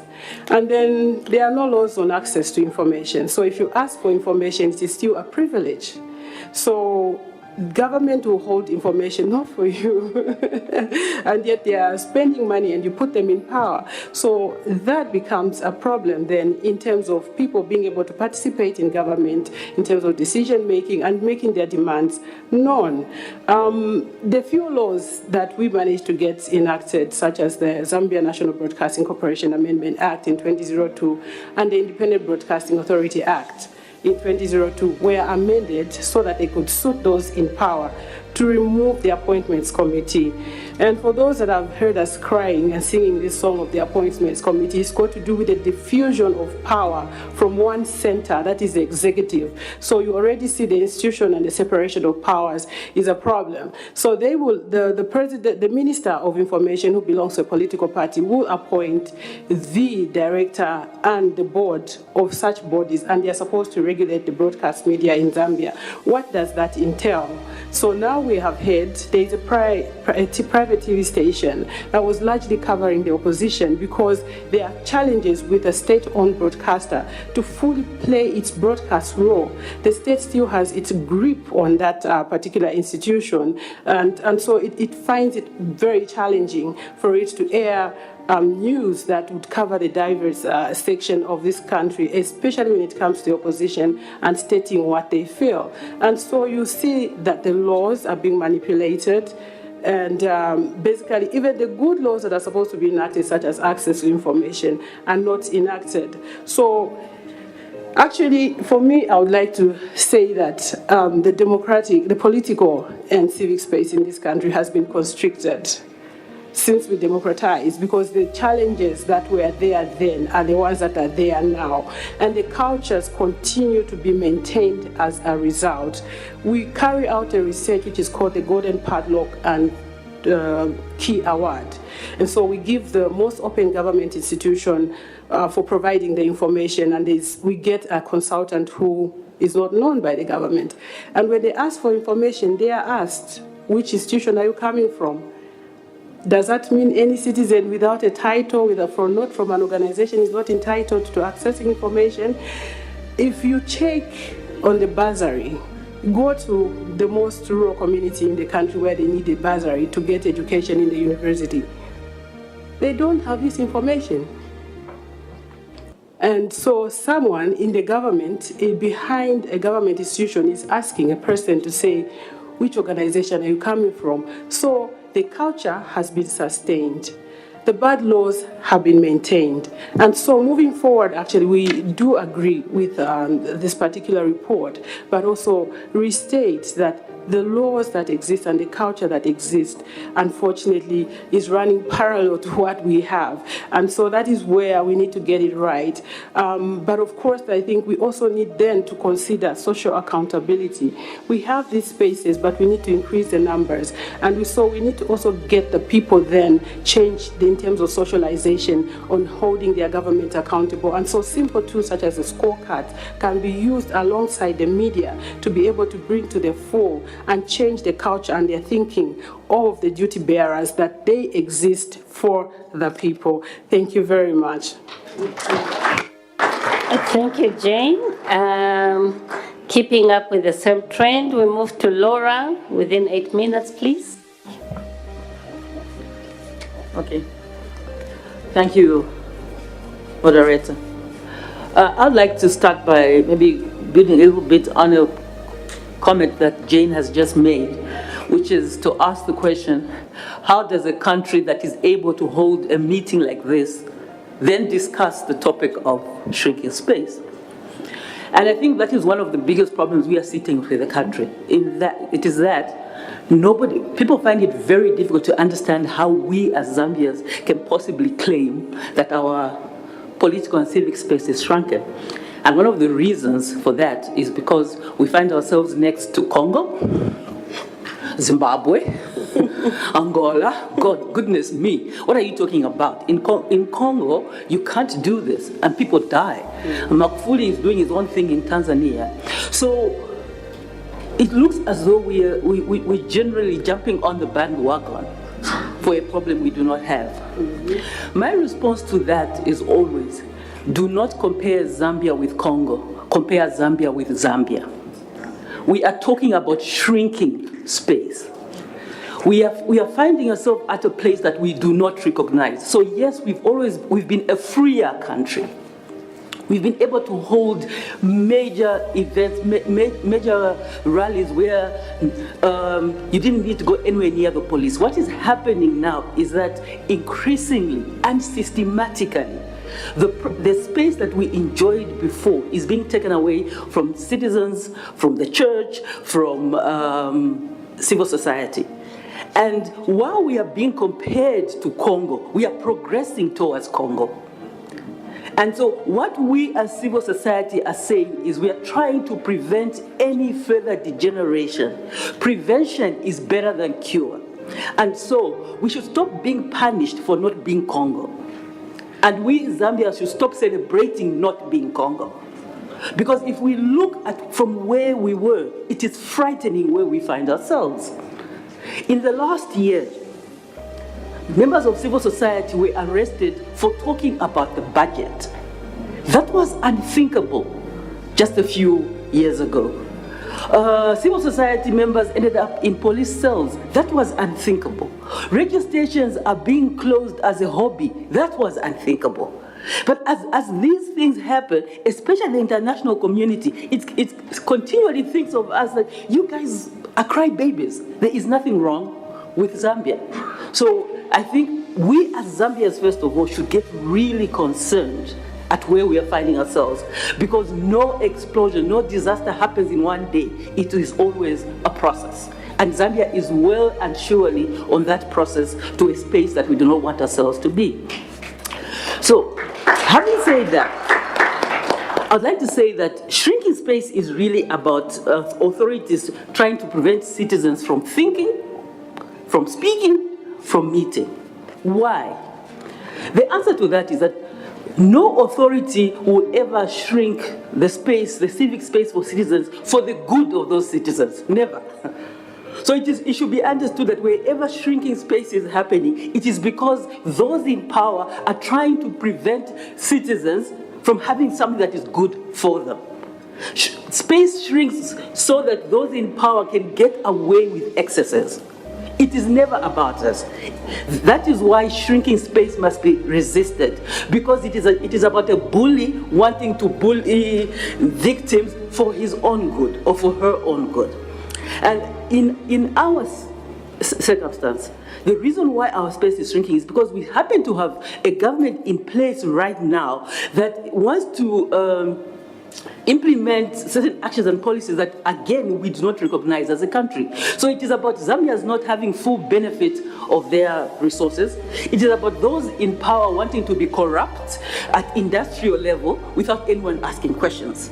Okay? So essentially, we are being told that let us do what we want. You keep quiet. Just keep sinking boreholes. We as civil society should be sinking boreholes and vaccinating babies and wearing t-shirts about breastfeeding. No problem. Okay? But as soon as we talk about corruption, as soon as we talk about the poor, as soon as we talk about the way the hunger in this country, I mean, this country is extremely hungry. We have water. We have good weather. We have pliable people. We have everything. And yet we are a hungry country. We are not supposed to talk about that. And that is what this shrinking space is about. So this report articulates what is being experienced in this country. In the last year, we lost Vespers. We stopped talking about prime news. We stopped talking about Vespers. There was a time in this country when a student could not die and then there would be silence afterwards. But because the country keeps, the government keeps us so busy, every single day there's a new issue to talk about. If we talk about Vespers, prime news comes along, then this comes along, then that comes along. So my last point is that the best thing about an event like this is seeing civil society come together. It is one of my greatest joys when we see civil society come together, because a civil society that's united in this country is unbeatable. And it is one of the reasons why government tries to keep us apart, tries to divide us. But every time civil society has come together, we've achieved something. So in order for us to prevent shrinking space, we have to come together. We have to come together and then lead that critical mass.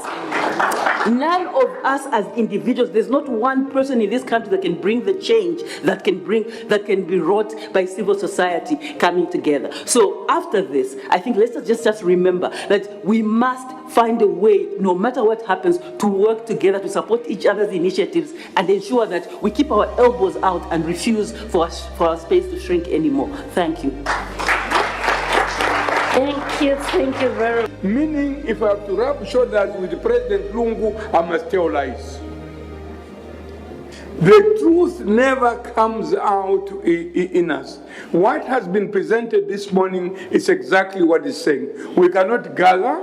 Freedom of movement is not there. Freedom of speech is not there. Some of you are afraid to go to prison for 9 months, and yet your brothers are there. So I think, I think and the other thing is that competing. Why Action Aid in the church? Why the Catholic Church? Why the Anglican and so forth? That has kept us in the wilderness for long. It is time we tell the politician that I have hired you. You came for an interview through campaign. Once I discovered that you are a rightful person, although you cheated me, I gave you a job through a ballot. Going to parliament or be a minister, you must be a servant of the people. Now, speaking with one voice is what will redeem Zambia.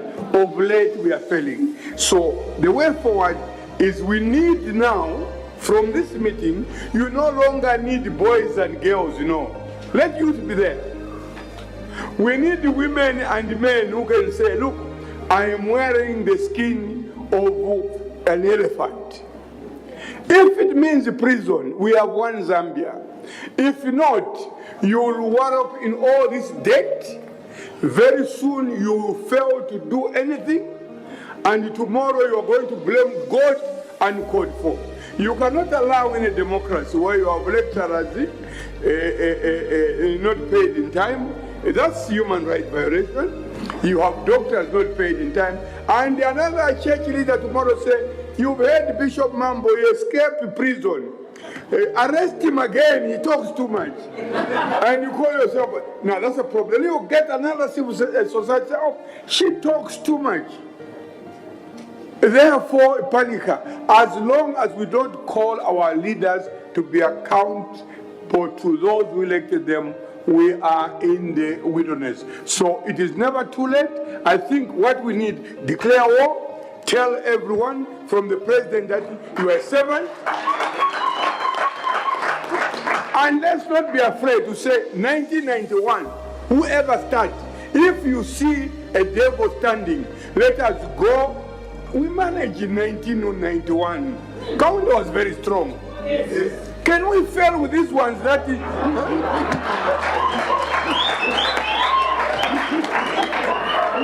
we have evidence, baggage of their corruption, what they have stolen, and all that. Can we fail? No. Let's stand together. Let's claim Mother Zambia. Thank you.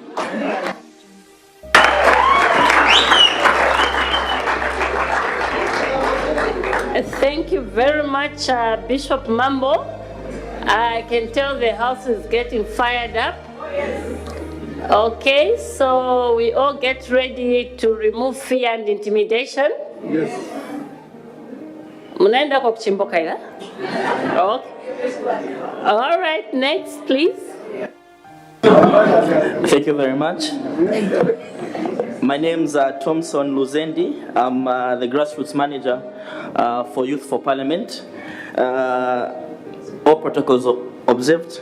Youth for Parliament is a social grassroots movement that works on increasing and enhancing the participation of young people and women in our politics and in governance.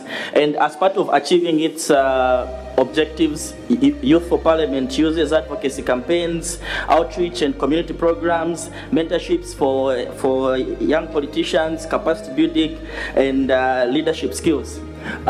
I'm going to take the perspective of youths and women when we look at the continued trend of shrinking space, especially here in Zambia.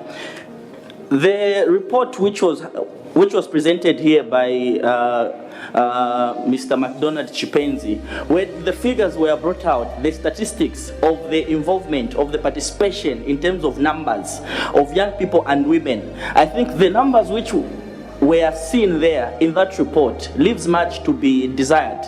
Our country, Zambia, is a country which is projected that by 2021 we will have about 73% of eligible voters being young people and women. And yet when you look at the participation in terms of representation in politics, you find that we only have 9% of women participating, 91% being men. And in those numbers, you only have less than 2% being young people.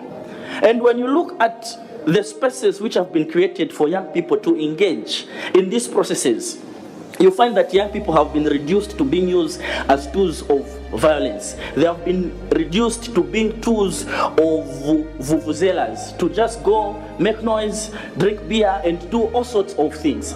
But this is not the kind of representation that we need from a young democracy such as Zambia. So Youth for Parliament was formed as a response to the continued shrinking of democratic spaces in politics for young people and women.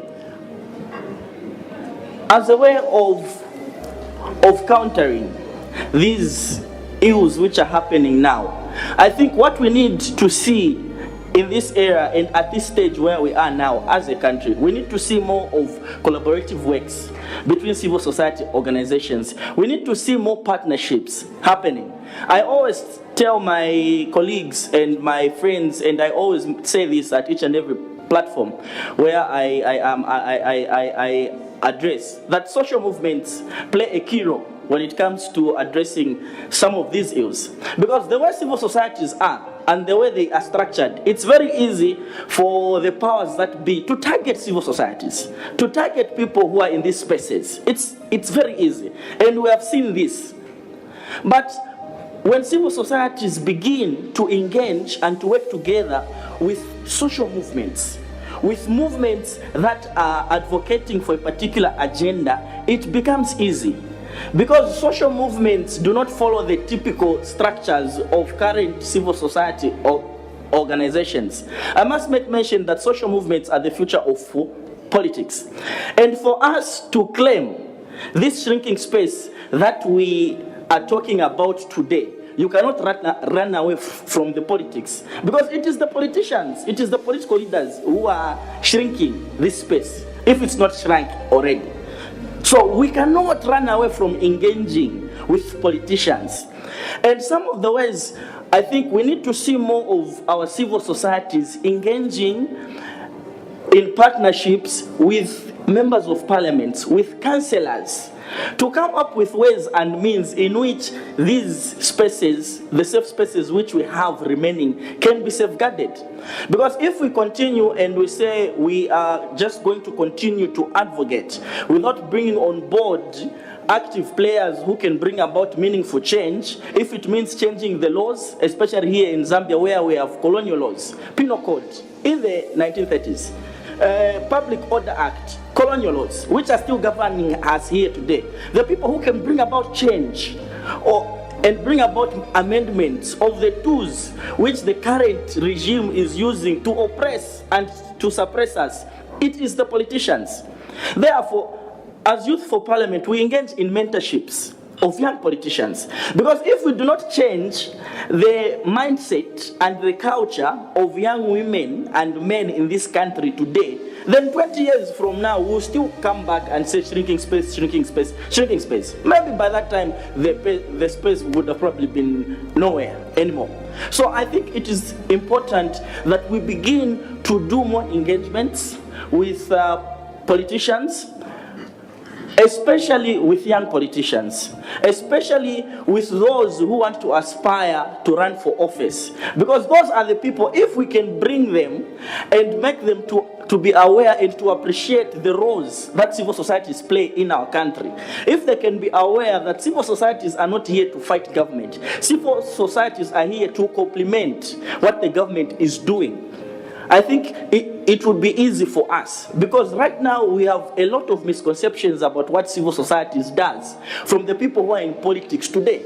Maybe it's ignorance, or it is simply lack of not wanting to know what the civil societies are doing. But either way, we need to change that culture. We need to change that trend. And one of the most effective ways is for us to begin to form partnerships, Laura, with politicians, especially with young politicians, especially with people who want to aspire to stand in 2021. Back in the days, civil societies, I think in Western countries and in Asia and in Europe, it's very common for most of these organizations, civil societies, to fund politicians. If Mr. Anton Mwalia here is a young politician who looks like he can have a bright future, I think civil societies should be identifying such individuals and support them. It may not be financial support, it can be material support. I know that the women's lobby assists all women candidates here in Zambia, and they do a tremendous job. And it's a good thing, but it's not enough. Young politicians need to be identified. They need to be mentored. They need to be capacitated. They need to be given skills and competencies which are going to make them individuals such as us, and when they assume office, they'll be able to contribute positively to issues such as this one. They will not be the oppressors, but rather they will create an environment where we can continue to talk about spaces.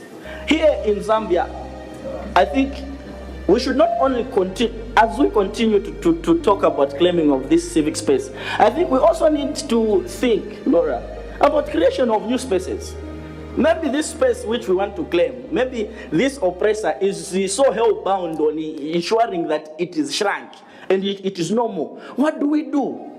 As we are fighting, we need to be ensuring that we're finding means and ways of creating new safe spaces where we can be able to engage, where we can be able to ensure that the masses are enlightened. A country such as Zambia, Madam Moderator, illiteracy levels are very high.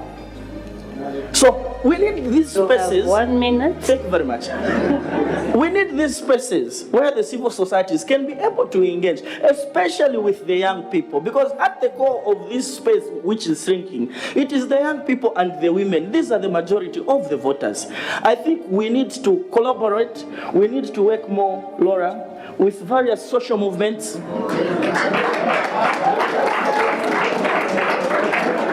Thank you very much. As I conclude, if you may allow me. In January, during the week of action, under Fight Inequality Alliance Zambia, with Comrade Pilato there, we were in Shangombo, where we went to engage with the people in Shangombo to go and highlight the inequalities which are happening there in terms of health, education, and we were pounced upon. Some of our friends were even put under house arrest. This is the space that we are operating in. And I would like to say in conclusion that Action Aid Zambia has continued to do a very tremendous job. They have continued to support the various civil society organizations, the various human rights defenders in this country, and I think for that, on behalf of many others who are here with me, I think we are so thankful for the work that Action Aid Zambia has continued to do. I think without them, it would make our already hard work, which we are doing, even more difficult. With those few words, I thank you very much. Clear with their positions and perspective on this subject, and specifically to the findings of the study. And since they were so clear, I think I would make a big mistake to try and run through the specific points that were brought out. But what I am able to do is to sort of give a very brief snap summary of the combined understanding of what I obtained. The first point was that it is no longer a debate whether or not the civic space, political space, is shrinking in Zambia. The fact is that it is shrinking and that the state of human rights in Zambia is bad.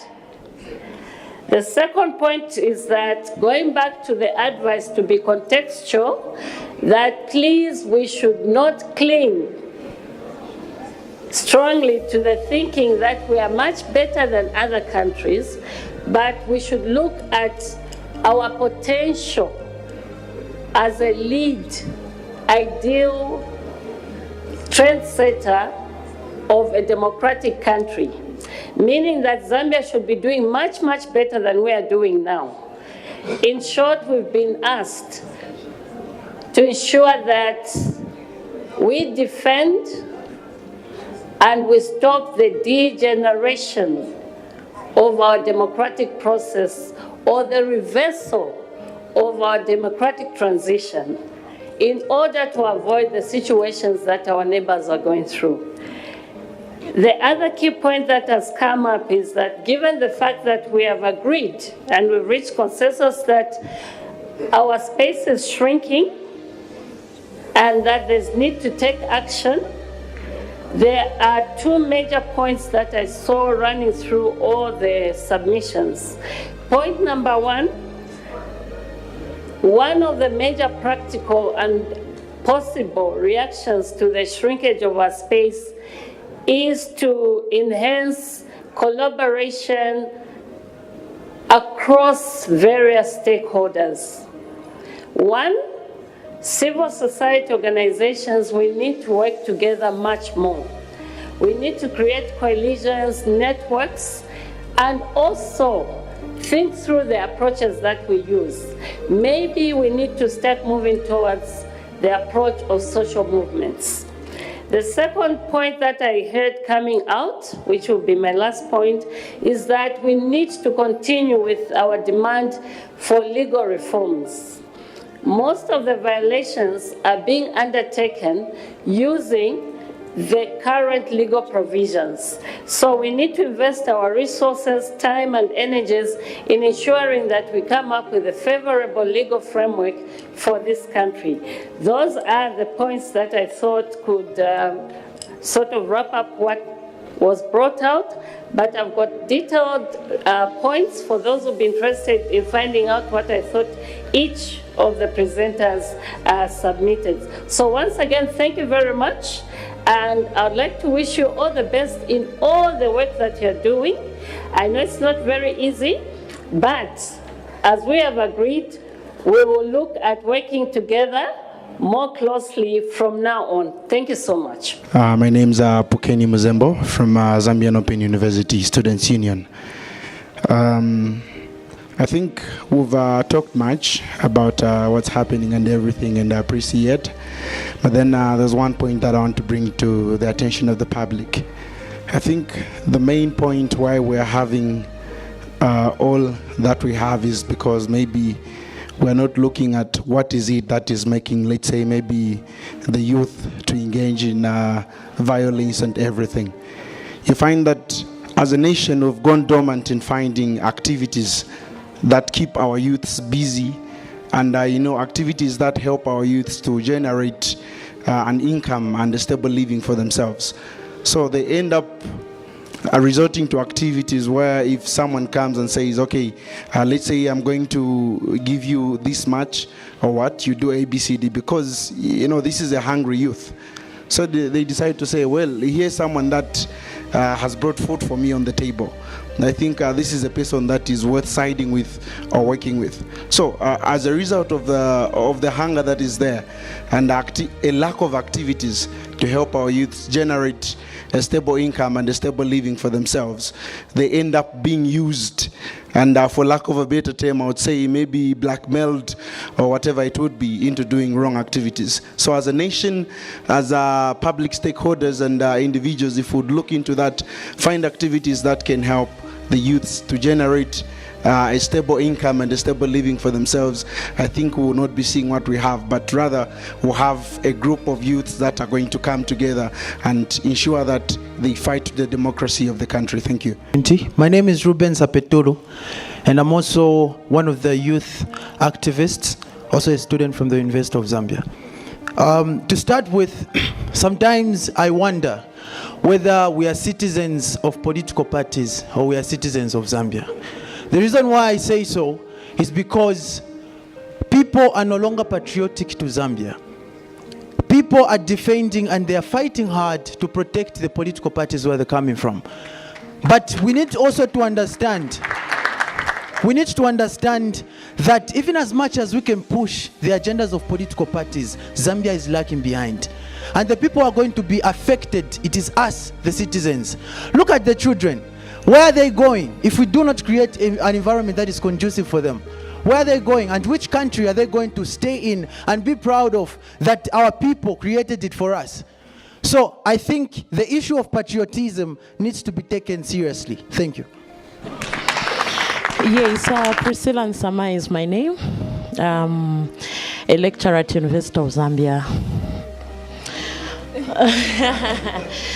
Yes, actually, it has kept me wondering if really we have a democratic country, because there's seriously no freedom of speech.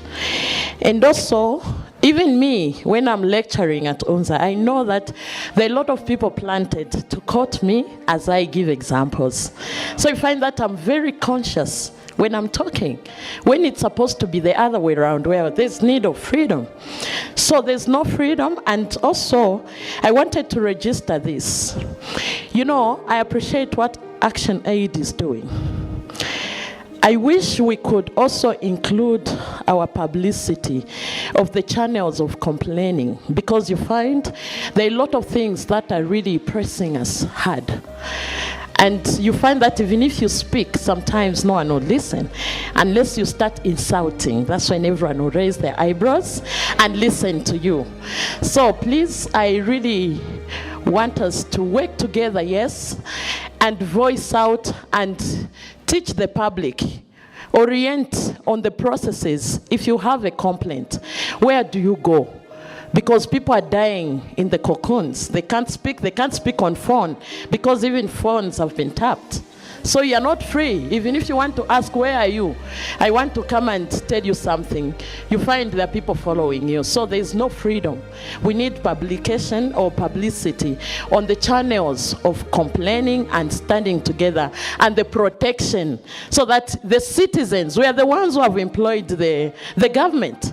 So we have a right to know what is happening at every time, and also we have a right to access to information. But if we don't have, how do we speak? We'll just make noise with no information at all.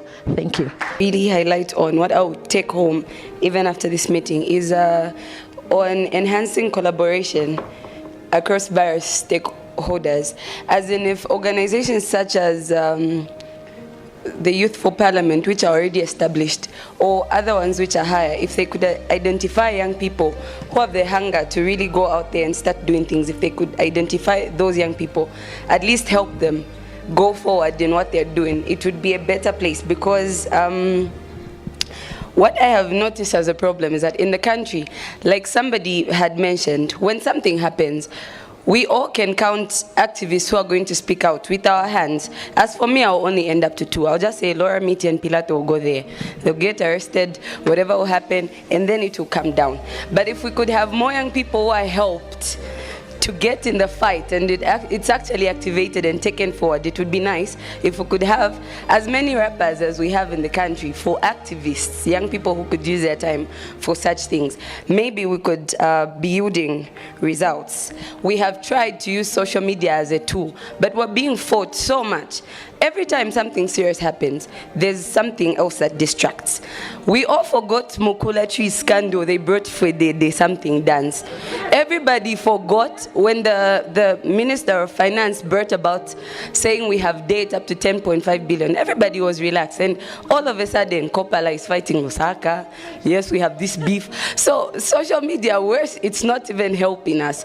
If we could just like get on the ground, really, where we could identify young people who are hungry for the fight, help them, equip them, then maybe at the end of the day we could start yielding results, and these people could be left in power. When the Laura Mitis of this world no longer can stand up to speak in places like this, or no longer have the energy to go and freely protest, even peacefully. Thank you very much. Thank you very much, Vanessa. You have touched one of my points. The first thing is, in Zambia, I've seen this is one of the country that is very much people like humor too much. You see, there are people on Facebook that are very brave on Facebook, but in the actual sense, they don't do anything in reality. But on Facebook, they are activists. Yes. So seeing that. There are some that post things on Facebook and something has come up on Facebook, but you see, there are some that have started developing memes and making jokes of serious issues that sways people's interest into going for them to start laughing about something that is very serious, and that is worrying.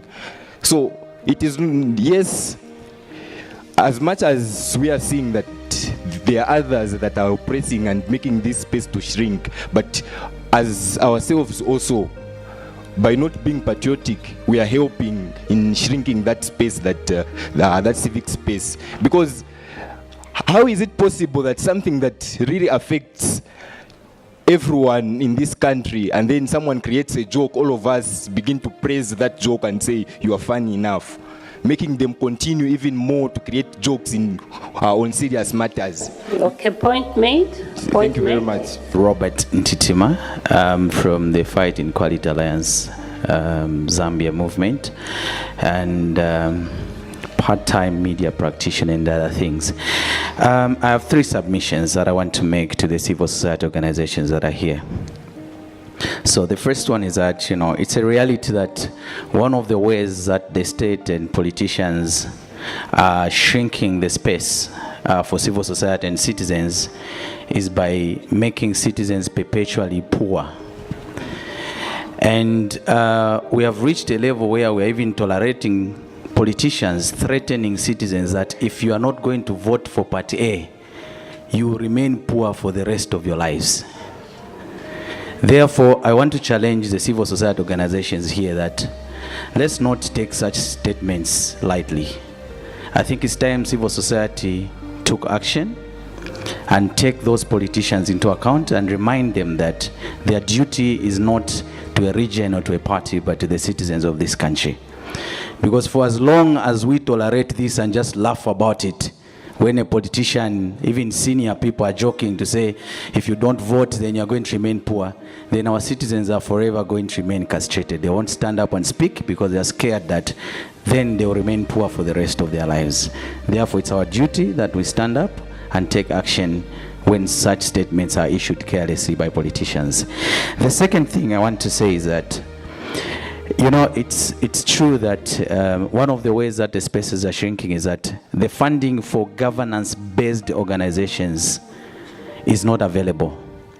I've been working for a donor agency for some time, and then I'll ask you to be precise. Okay. So that you give chance to your colleagues. Yes. Because in the next 6 minutes, I'm closing this session. Okay, so my point is that civil society organizations must stop being beggars. It's time we became social enterprises and be able to generate our own income. For as long as we keep begging, then our voice won't be heard. And finally, I just want to say, as we are strengthening our linkages as civil society in Zambia, let's also strengthen our linkages with the regional organizations. Like someone submitted when they were making a statement that our space maybe is not even there that we are fighting for. Therefore, one way of expanding our spaces is by strengthening our regional linkages with other institutions in other countries, and we can make our voice heard here through other regional bodies. Thank you. Spilato, the guy with the beard. So first of all, I would want to ask a question to all of us in here, and it's coming from a quotation from some sociologist called Gustave Le Bon. He asks, who are the enemies of society? Is it those that attack it, or it's those that refuse to stand up and defend it when they attack it? So for those of you that are failing to speak up and stand up for this country because you're scared of going to jail, tomorrow when the conditions that are prevalent in jail become the conditions that we'll be living under as a country, will you be able to stand up and speak up? The best time to cry for help is when you're still alive. The fact that we are in a democracy and people call me the voice of the voiceless, it breaks my heart. How can other people be voiceless in a democracy? What did they do wrong that made them voiceless? How can another human being be the voice of another person? So those of you that are not standing up for a society to defend it, you are the enemies of this country. Zambia creates a context. Zambia creates a context. So for those of you that want to make much money, you can make all the monies now, but when Zambia collapses tomorrow, your money becomes useless. For those of you that want to keep government jobs, you want to keep government tenders, tomorrow when Zambia collapses, all those things will go. If you do not stand up for Zambia, you're not standing up for anything. You are a loser. Thank you. My name's Atiza, and I'm coming from WWF Zambia. Well, this is a very interesting and very important discussion that we've just had here.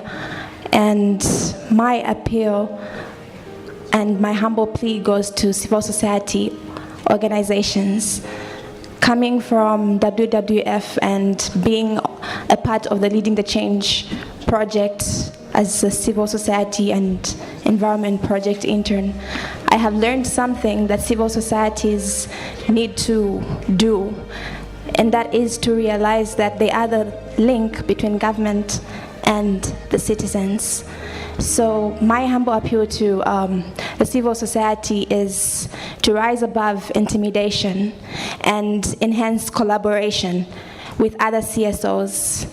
A good example and very practical example I could give is what WWF has done through CSF2 by coming up with an environmental hub which comprises about 201 CSOs that come together and just achieve a common goal. And it's my humble plea for each and every civil society out there, even fighting for human rights and in the political arena, to do the same, to come collectively and rise above intimidation, rise above so many things, and just achieve that common goal collectively and collaboratively. Thank you. Okay. Thank you very much. WWF, may you please bring your question? The problem that we have here is the word ati boma ni boma. Iwe, wenda kuti. Wina, uliko na evidence. So, and the problem that we have again is knowing. We don't want to know. The most important thing is the Constitution. Knowing the Constitution, we won't have fear. That's a problem that we have. So as the youth, and everyone here, we have to study the Constitution. We'll be able to defend ourselves because we know already. If you don't know, you'll be in trouble, honestly. Thank you. Just one thing. Democracy. Democracy is not a luxury thing. Democracy is the necessity for any Zambian, any person living in Zambia. We have, here it looks like we have two. We have the democracy that is maybe restricted, and we don't have democracy. So the most important thing, let's know the Constitution, then we'll be able to talk things that we know. We'll be able to say something. Thank you very much. Good afternoon. My name is Beatrice Piri. There's just one thing that I want to say, and one thing that I've actually noticed about we, the people of Zambia. I think many times we wait for election day for us to act about something and to remove some of the leaders from the positions that they have, and we're so excited about election day. But I feel that the time for us to actually act and do something is the time that we are in, like right now, where things are critical, where things are not happening, you know, like where things are just showing that there is need for us to do something about all the problems that we're facing as a country. We don't have to wait for election day for us to remove some of the leaders. I'm not saying that we should now go and remove the leaders who are in position from the positions that they're holding, but rather we need to act now. We need to unite, and we shouldn't just be complaining all the time to say things are not moving. But it's high time we start to act, and it's high time we become united, because every person who is in this place right now does not know about all this information, but they are all depending on us to ensure that we create a sustainable Zambia for every person. Thank you. My name's Anthony Wadia from Youth for Parliament. Seeing as we're discussing shrinking civic and democratic space, I want to ask a question against our historical context. If Dr. Kenneth Kaunda and his colleagues in the runner-up to 1964 had requested for civic and democratic space at the hands of the colonial government, would that space have been granted? If Dr. Kenneth Kaunda and his colleagues had demanded, not now requested, but demanded for civic space, would it have been granted? Today, we are a country called an independent Zambia. There is something which they did which worked. Maybe we can think around that.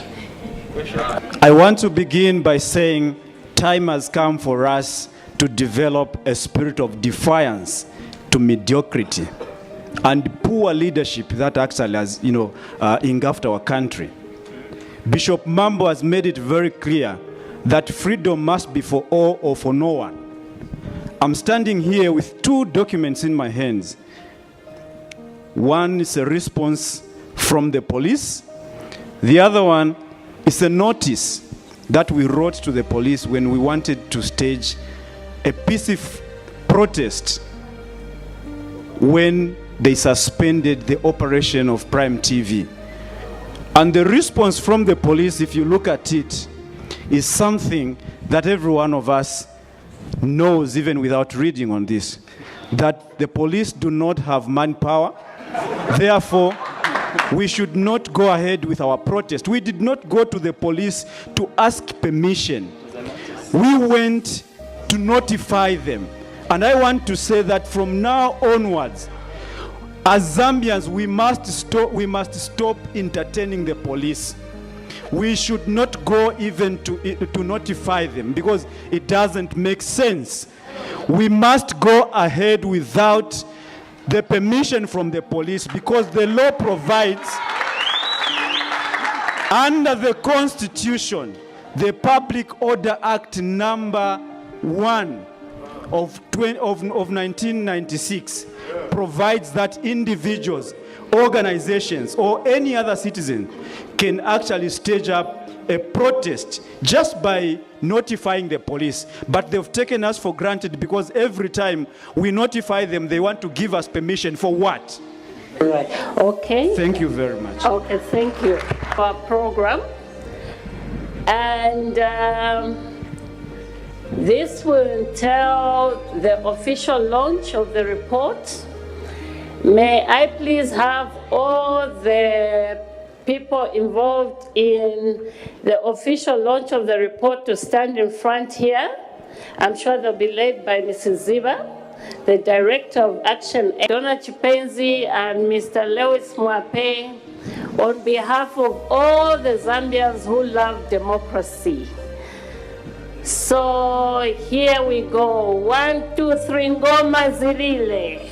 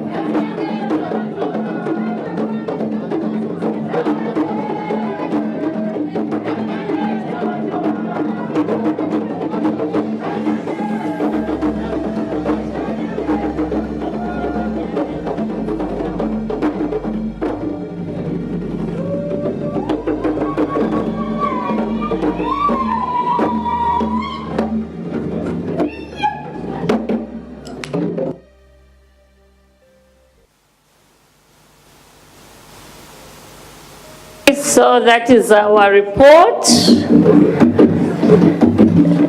That is our report.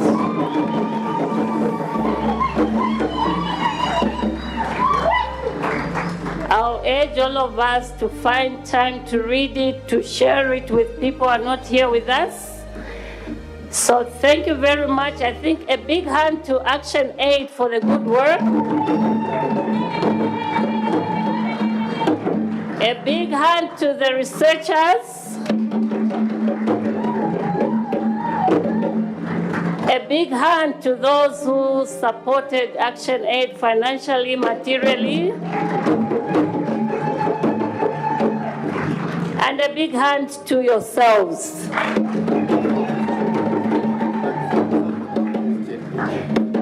Okay, thank you so much. So, please, there's no excuse of saying I don't know what's happening about the political and civic space in Zambia. We gathered here today to be part of a group of Zambians, to be witnesses to the launch of a report that contains information on this subject. Please, I repeat, have access to the report, share it with others, and more importantly, take action to protect and safeguard the space. I now call upon Mr. Chembe from SACOD to come and give some remarks.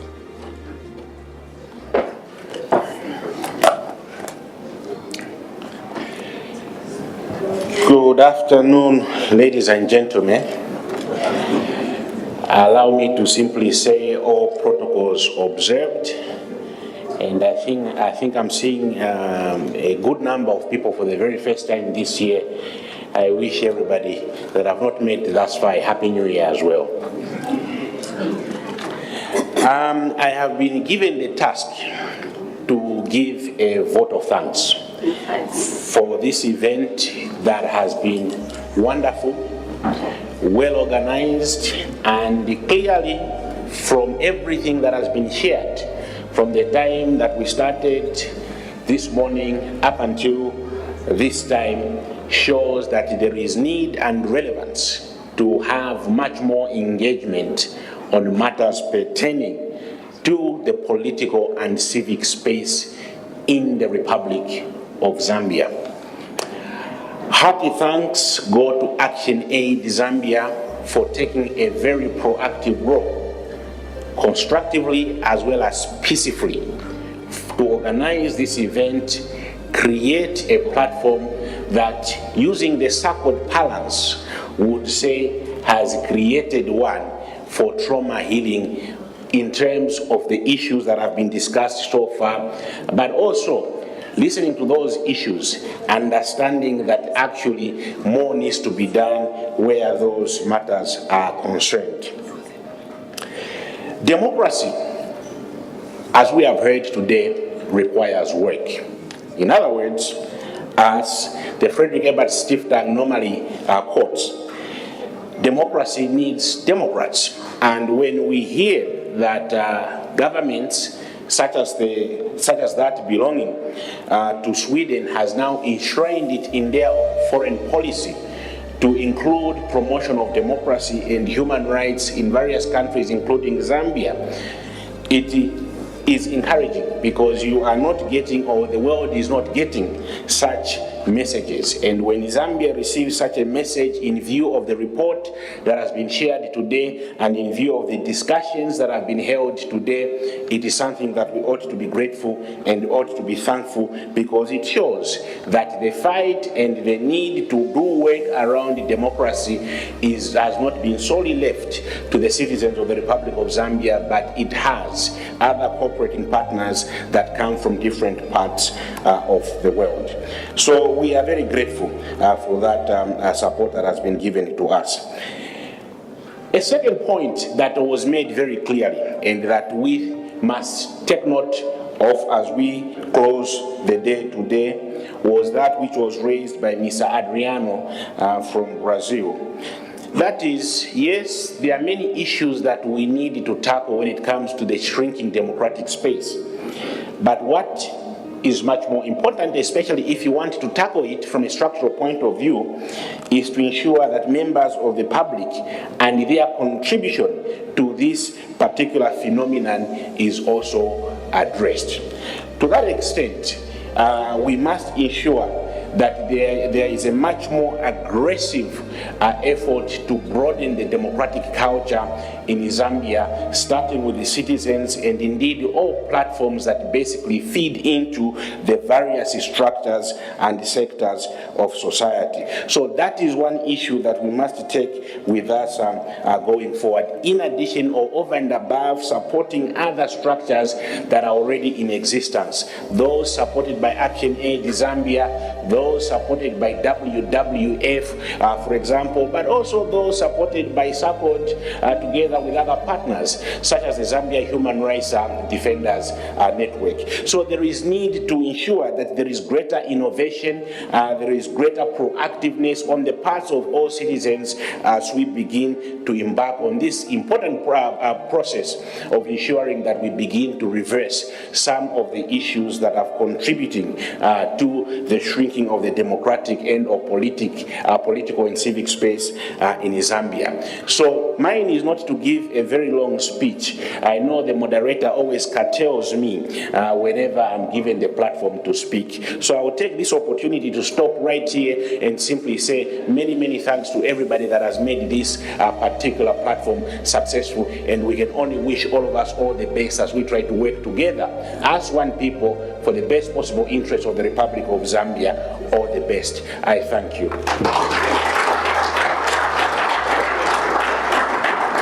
Thank you very much, Boniface, and it is true, I always cut you, but today I didn't. All right. We've come to the end of our program, which we began this morning, and my job is to simply say two things. Number one, a big thank you to each one of you for having sat here from about 8:30, others came before 8:30 to this time, and for the various roles that you have played, thank you so much.